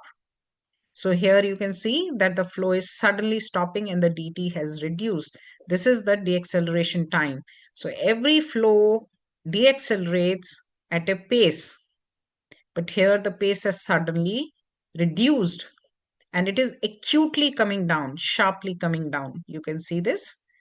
This is because of abnormal forward pressures. And this is the normal A wave. The A waves have gone so low, again because atria is not competent enough to counter that forward pressure. So whatever effort it is putting, it is going, it's failing actually to create any forward flow. Now, this is the hepatic vein Doppler flow. You have systolic flow, you have the diastolic flow. This is normal. All right, when you interrogate, you see the first vertical vein, hepatic vein, put a pulse Doppler in that, and you will get such kind of things. Why are you getting flows down? Because in the hepatic vein, suppose this is the hepatic vein, the blood flows away from the Doppler. So you're getting a systolic forward flow, small systolic reversal, diastolic flow, small diastolic reversal. And this is how it happens. The velocity is decreased during inspiration. See here? And this is what happens in restriction. So let me first tell you about some of the normal physiology, which will help you understand this phenomena better rather than just cramming it. Normally, what happens during respiration, the intrathoracic pressure decreases. All right. When inspiration happens, the intrathoracic pressures reduce and the venous return is increased. And all the intrathoracic pressure changes are conducted very well to the cardiac chambers also. So, during inspiration, there is improved forward flow. So, see this here, the diastole, the forward flow primarily occurs in diastole. Okay, because the pressures in the right atrium is quite high. So with sudden spurt, there is a hepatic vein suction, the suction of the hepatic venous flow, because the early phase is not that much compromised. The filling takes place with the help of the change in the pressures. So in inspiration, what happens? This is the inspiratory phase. Okay. So in inspiration, there is a forward flow, first forward flow, and then suddenly there is an increase in the diastolic reversal. What does that mean? That there is something which is pushing back the blood back into the hepatic vein in the diastole. Again, the same factor comes here, that the first flow took place, okay, but the ventricle is not ready to take the rest of the blood. So what will happen? It will be pushed back. What happens in the contraction is that the annulus is also pulled towards the apex. So the entire chamber increases. There is a pushing. So the forward flow increases. But here, due to the pan-diastolic restriction of the forward flow, after a certain amount, the right ventricle is not taking the blood. So where will that blood go? It will be pushed back again and back again in the hepatic vein. So this is what is called as prominent flow reversals, which increase in expiration, both the systolic and the diastolic reversal. This is all backflow. Okay. For now, just remember this. In CCP, the flow reversals increase during expiration. I'll explain that to you later. For now, understand that the flow reversals in hepatic vein happen during inspiration in restrictive cardiomyopathy. Okay, so I was trying to show you that the LA is big. See this owl's eye appearance. Both the chambers, the left atria are dilated. The ventricles are normal. Ventricle is normal. The LA is so enlarged. Yes, amyloidosis, I would like to talk a bit about. Here, the abnormal amyloid protein is deposited in between the normal myocytes. Myocytes are normal, but then this gets deposited here, okay, causing, there's no actual myocyte hypertrophy. There is abnormal deposition in between the myocytes. And also the amyloid gives an appearance as if it is a hypertensive, as if it is a hypertrophic cardiomyopathy, but it's not actually the hypertrophy of the myocytes. This falls into the category of restrictive cardiomyopathy, which in later stages may convert into a dilated cardiomyopathy. So what all do you find? Amyloid, you should not forget. You should not never miss it, and rather it should be on your target in your mind that, yes, I'm supposed to recognize amyloidosis. Increased LV wall, RV wall thickness, small, well or poorly contracting. This is again in the advanced stages, not in the early stages. Enlarged LA. Here the valve thickenings are also there. It also happens in the Loeffler's and endomyocardial fibrosis, but in amyloidosis, also the valve thickening is there with some amount of regurgitation. The important thing is thickened atrial septum. Normally, it is the interatrial septum is around 2 millimeters, 2 to 3 millimeters thick, but in amyloidosis, it increases more than 5 millimeters. Diastolic dysfunction, of course, has to set in. Pericardial effusion points towards amyloidosis during the advanced stages. See this, never to be forget. You can never forget that this kind of ecotexture is because of the amyloid deposition. You are able to see the hypertrophy, and you can very well miss it as hypertrophic heart disease. So remember, it comes in RCM. See, some amount of pericardial effusion is there posteriorly. See this? The valves are thick, the interatrial septum is thick, and this is a very classical ecotexture of the amyloidosis.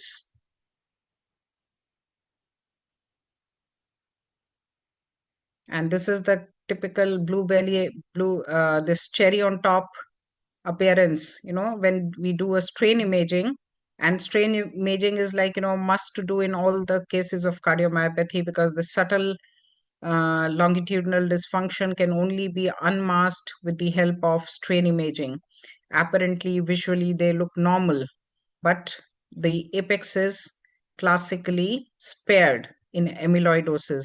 So, strain imaging has a characteristic feature of cherry on top in strain imaging. Another feature is 555 sign of amyloidosis, where the S wave, the E prime, the A prime, E prime, A prime, all are reduced less than 5. Okay, 5 centimeter per second. This is the scale. And normally they are in the tune of 8 to 10. Okay, more than that. So see this, all of them are reduced. So once you find this kind of uh, tissue Doppler, your suspicion should increase towards amyloidosis. And on the ECGs also, you will find a voltage ECG. So low voltage ECG, and the person is not obese, thick chested, and this kind of TDI, of course, you should be thinking in terms of amyloidosis. There's also uh, picture which is showing pleural effusion. So this pleural effusion is and pericardial effusion is mostly found in amyloidosis. Definite diagnosis is biopsy. So, here I want to tell you that these both the diseases, they manifest as aggressive endocardial scarring, obliterating ventricular apices, and subvalvular regions. So it can also be confused with the apical hypertrophy. But apical hypertrophy, we have a definite LV cavity. Here the LV cavity is also obliterated. I'll show you the images which will help you. Check on the eosinophil levels. You will find this in temperate and tropical regions. So find the history, where the patient is coming from.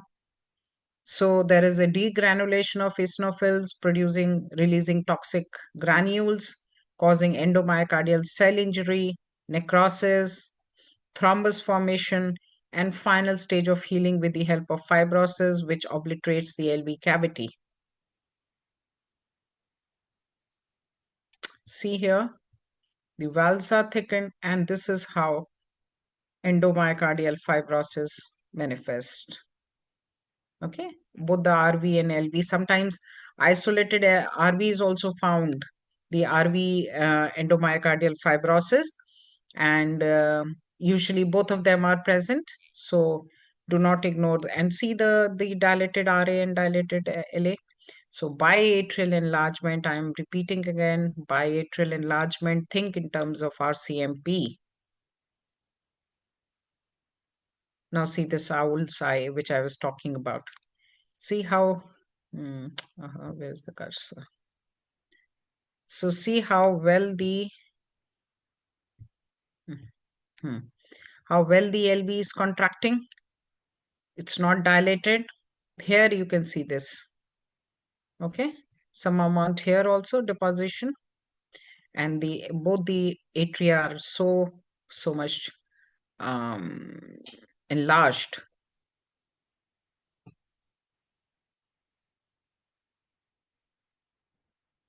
Fibrotic obliteration of the apex. This is a schematic diagram. See here. So always look for the apices for the fibrotic um, obliteration. See here. This is not normal. So it can be thrombus, it can be something, but of course, then the etiology has to be made finally. If at all it is a thrombus post-MI, the contractility should be low. See this? The whole entire, almost the entire RV is obliterated because of this fibrosis. The box and glove sign on LV angiogram. You can see here, this is a obliterated LV apex. Again, the same thing here, shown here. So LV apex obliterated like this, reducing the cavity size. Think in terms of endomyocardial fibrosis. Now comes the most important last topic of today's talk, restriction versus constriction. So these are two entirely different set of diseases. However, they present with similar features. But when we understand the pathology, pathophysiology, I think we'll be able to distinguish between both of them, because one is correctable, the other is not. With the constrictive pericarditis, which is very common in our part of country because of the high incidence of tuberculosis. So, and also post surgery. And then there are a lot of radiation therapies going on in today's time. So all this can lead to constriction, constrictive pericarditis. And with the help of pericardiectomy, surgical removal, we can very well treat the disease. And hence it is very essential to differentiate between both these sets of physiologies, because if we label it wrongly, we'll not be able to treat the disease, treat the patient. While restrictive cardiomyopathy, it is a primary disease. So except for medical therapy, there is no other treatment, basically. So let's understand that both result in restrictive physiology. However, this is a muscle disease, while this is a pericardial disease. So in the muscle, the muscle is rigid, stiff, and not relaxing well to take the blood from the atria. What is happening here? And this is happening pan-diastole throughout the diastole or the filling period.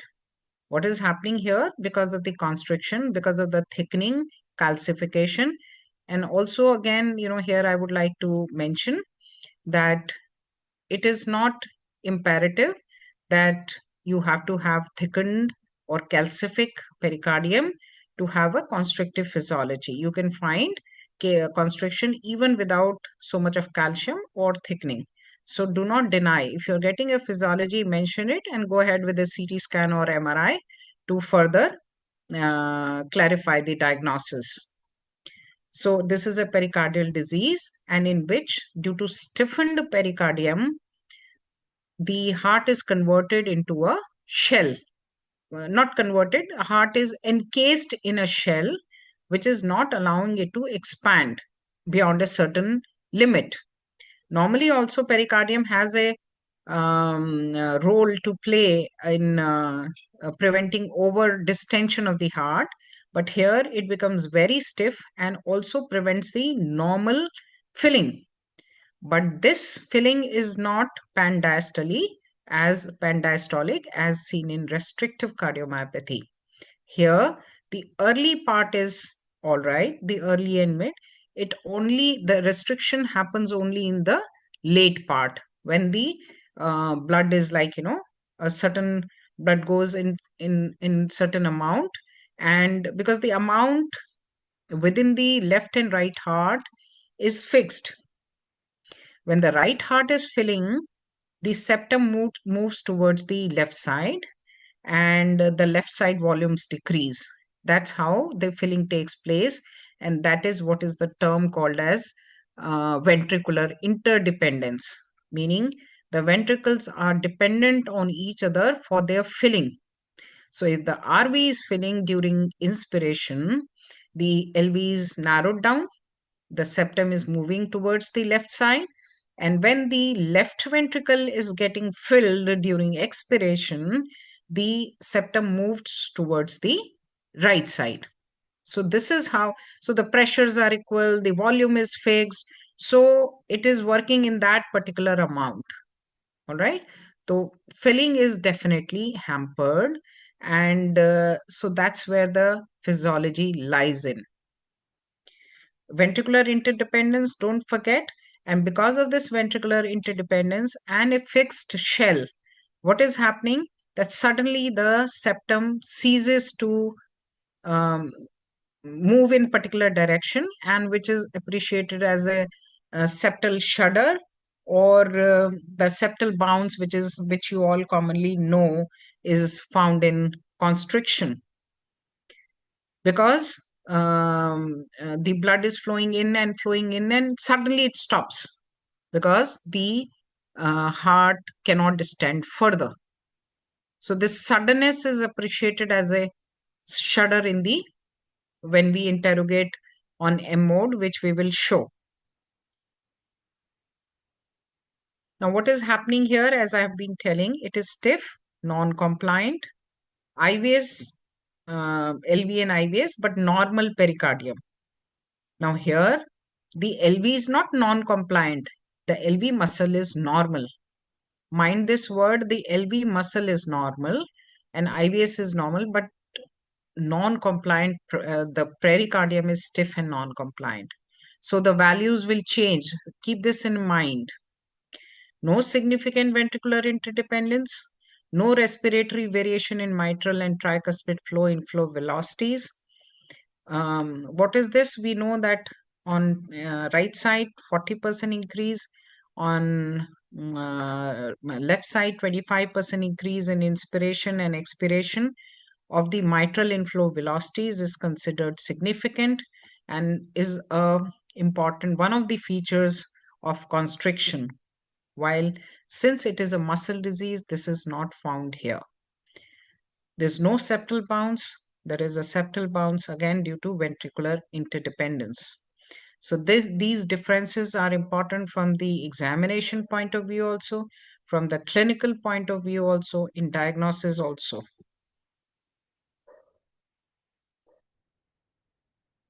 See this. So suddenly there is a cavity is dilating and it stops. So when the LV dilates, the RV narrows down. When the RV dilates, the LV narrows down. And this is how the filling is uh, uh, takes place. And this kind of movement you will never find in any other situations other than interventricular conduction defects, this kind of septal bounce. Okay.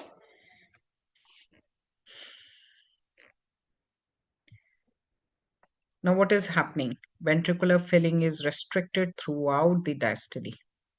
So, the E prime is almost invariably less than 8, which I told you. E upon E prime. E is from the mitral inflow. E prime you obtain from the tissue Doppler imaging. And when it is more than 15, it is suggestive of raised filling pressures. What is happening here? Ventricular filling is restricted only during the late diastole. Remember, only during the late diastole. So the E prime is almost invariably more than 8 because the septum is moving vigorously. So when we interrogate the E prime with the tissue Doppler imaging from the medial annulus, medial mitral annulus. So we keep a point on the medial mitral annulus, and you will find that the velocities are invariably more than 8. And it is said that if you find them to be more than 15, it is definitely suggestive of constriction. E upon E prime is normal because the LV filling pressures are the they are normal, less than 8. Okay. Now this is an important feature. The annulus reverses. What happens is because of the constriction and adhesions, the lateral myocardium gets adhered and tethered to the pericardium, because of which the movement of the lateral wall of the heart is restricted. Normally on tissue Doppler imaging, the lateral E prime, meaning when you interrogate the lateral part of the mitral annulus, the velocities are higher than when you interrogate the medial part. But here in constriction, this gets reversed because the lateral part of the myocardium is adhered and hence moving less, so velocities are less, while the septum is moving faster and vigorously, so the E prime of the medial mitral annulus are higher. While this kind of feature is not here seen in restriction. Now, as far as this all is concerned, the pulmonary congestion, the pressures, pulmonary pressures and all, they are more marked in restriction than in this. The RB pressures are generally more than 50 here. It is less than 50 here. Okay. The longitudinal strain is reduced as the myocardium is diseased. However, the torsion is normal. Here, the longitudinal strain is normal because the myocardium is normal, but the torsion is reduced due to the limitation caused by the pericardium.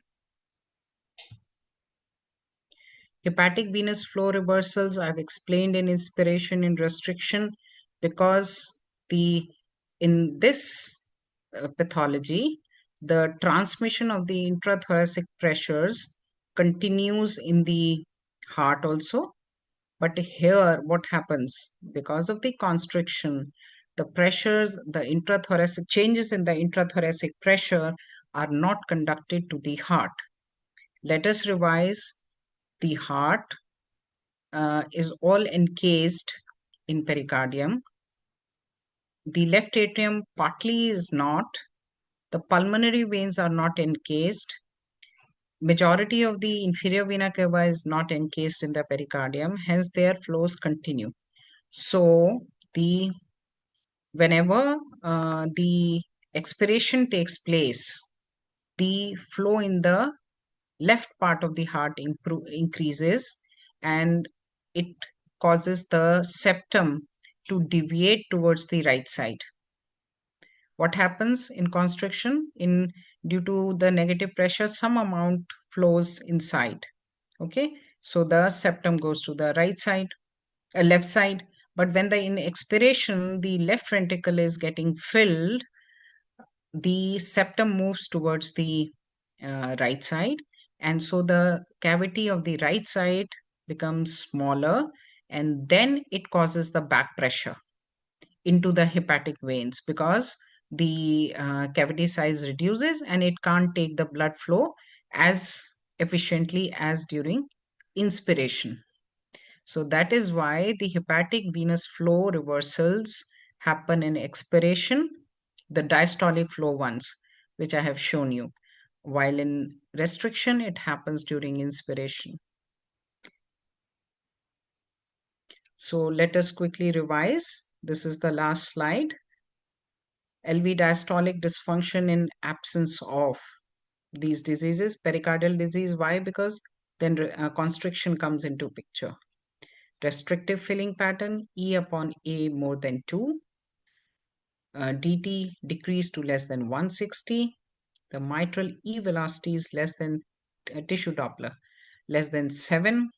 Non-dilated ventricles, increase hepatic vein reverse flow with inspiration, biatrial. Remember, biatrial enlargement with normal systolic function. Moderately increased PSP, dilated plethoric IVC, normal pericardium. Thank you. I'm sure you all must be exhausted, but it's important to take the questions. So,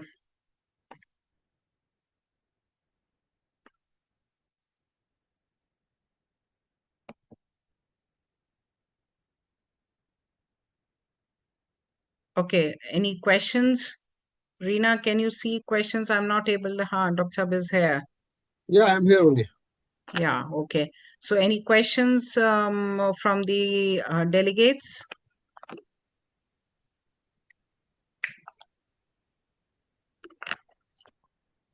Yeah, go ahead.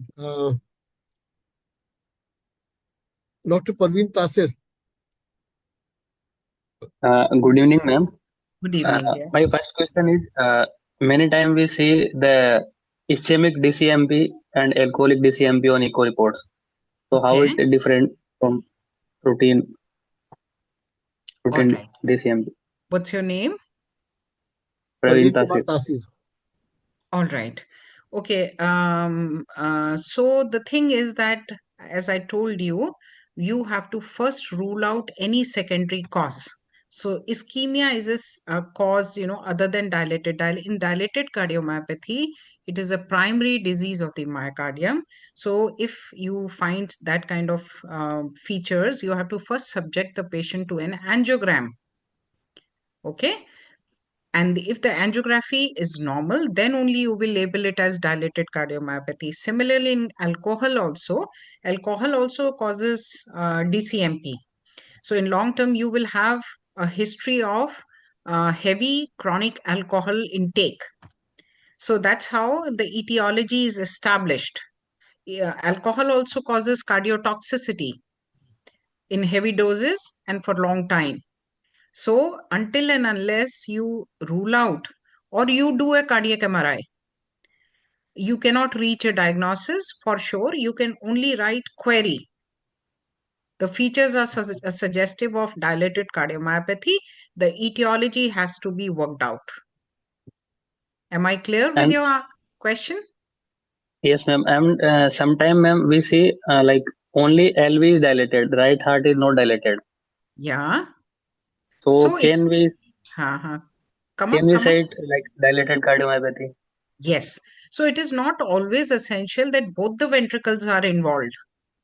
It is possible, but it is not a dictum that the both the ventricles will always be involved. Majority of the times, it is the LV which is dilated. In the restrictive cardiomyopathy, I have said that generally both the ventricles are involved. Okay, but in And dilated cardiomyopathy, it is mainly the left side which is involved. ma'am, can I ask one more question?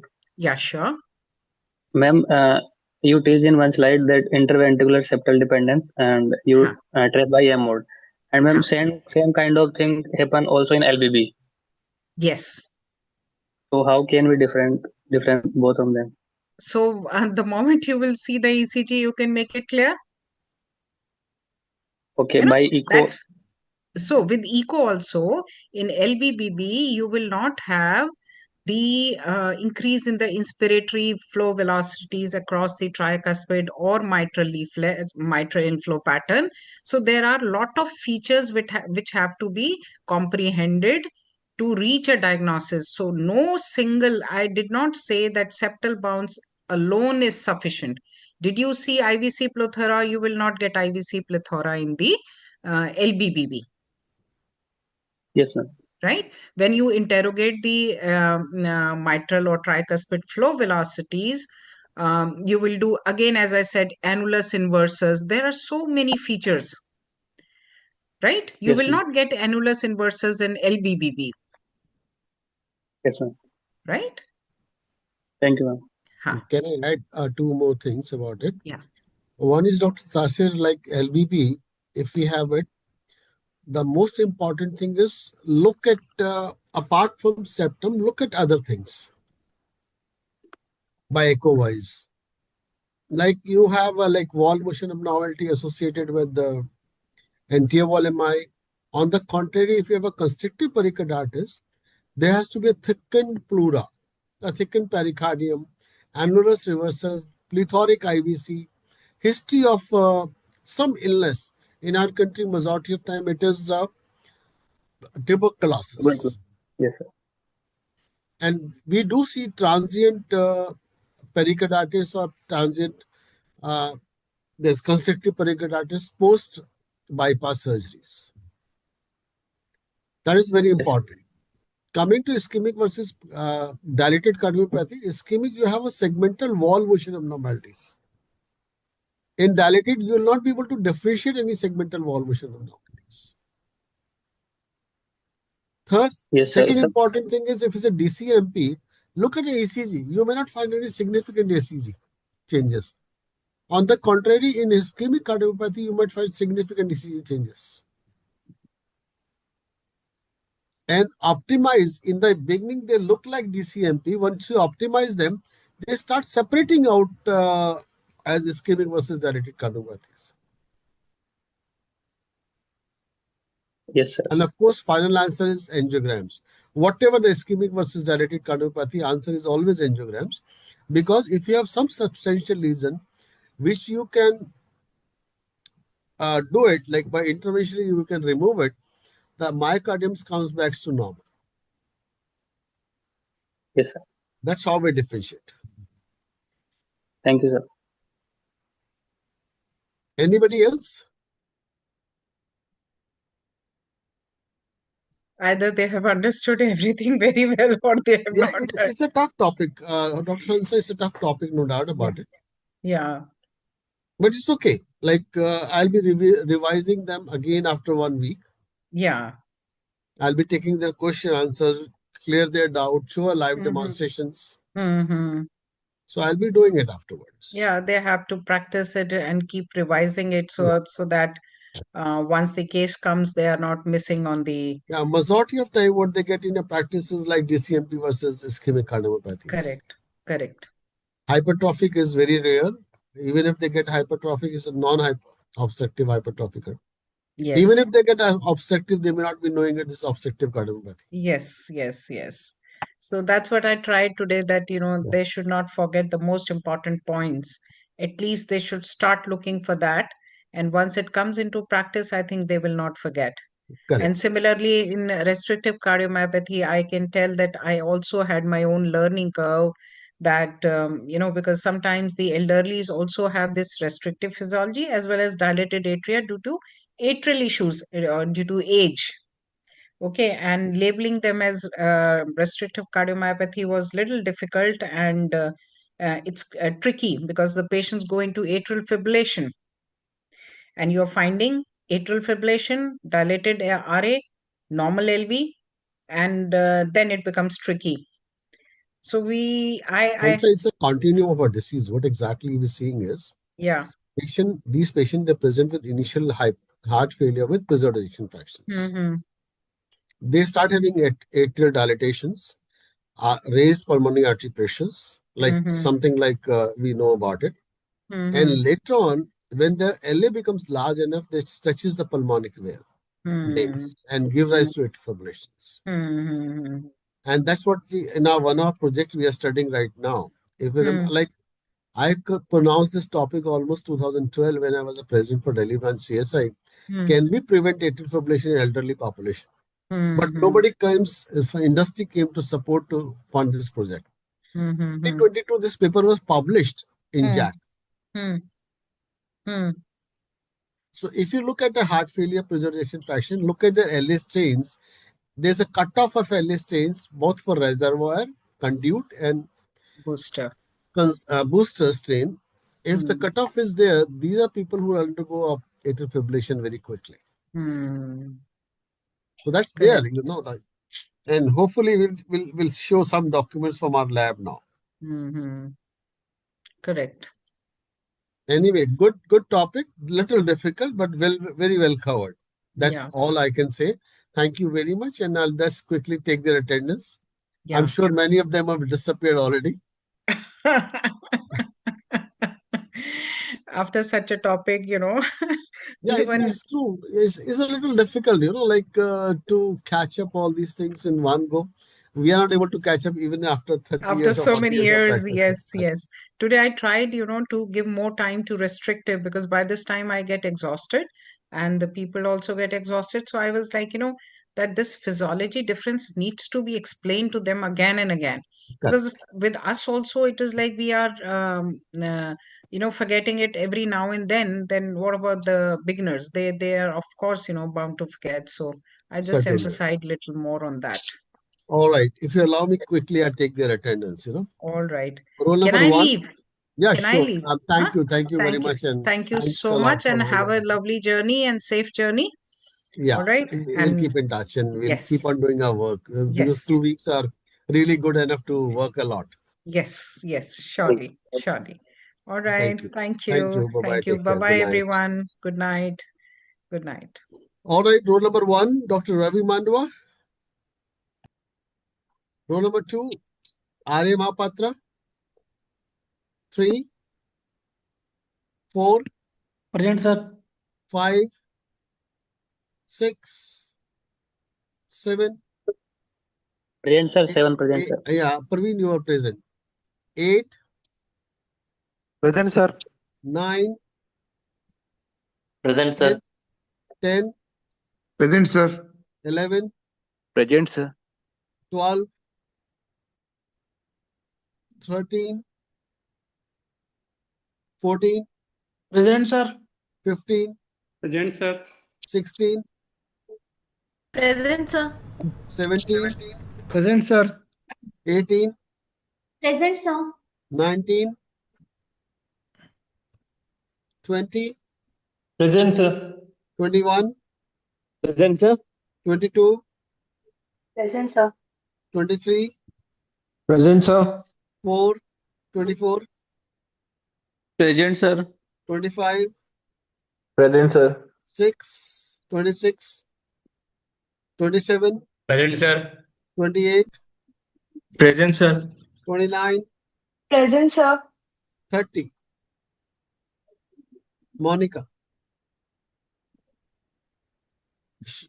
31, Shubham Yadav. 32, Present, sir. 33, Yes, sir. 34, Present, sir. 35, Present, sir. 36, Present, sir. 7,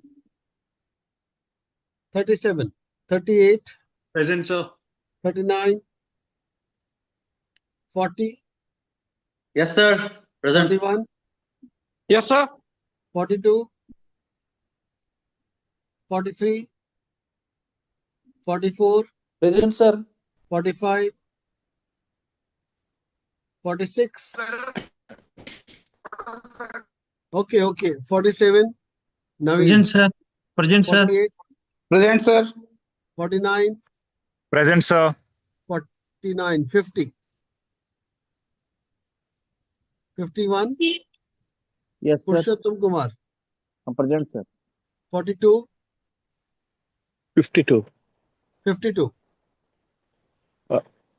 Dr. Abhinav, Anand, no, Dr. Abhinav Srivastava. no. 53, Present, sir. Dr. Anand. oh, Anand. All right.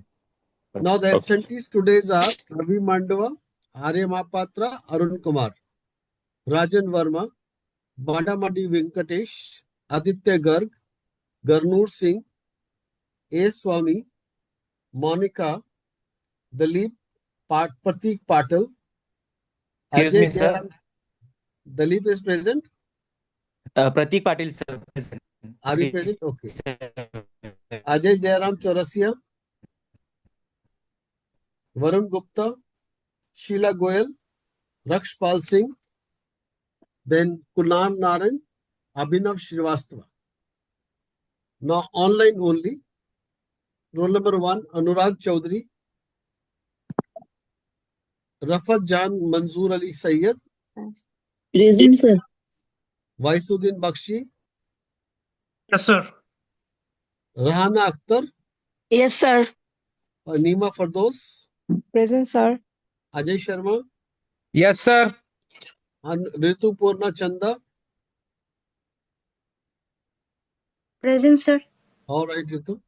And Mohammad Anwar Hossain. Hossain. 5 minute लगेगा शायद.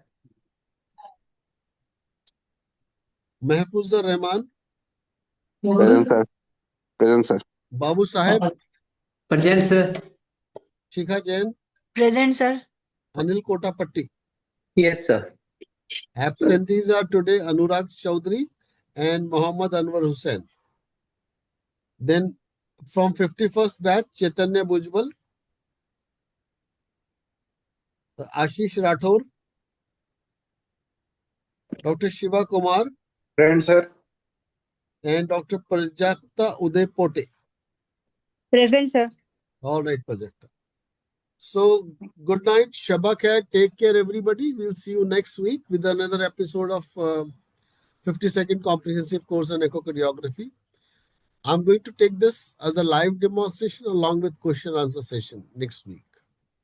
Same time, 9 o'clock. See you next week with another episode of 51st comprehensive course, 52nd comprehensive course on echocardiography. Good night. Good night. Take care. Bye-bye.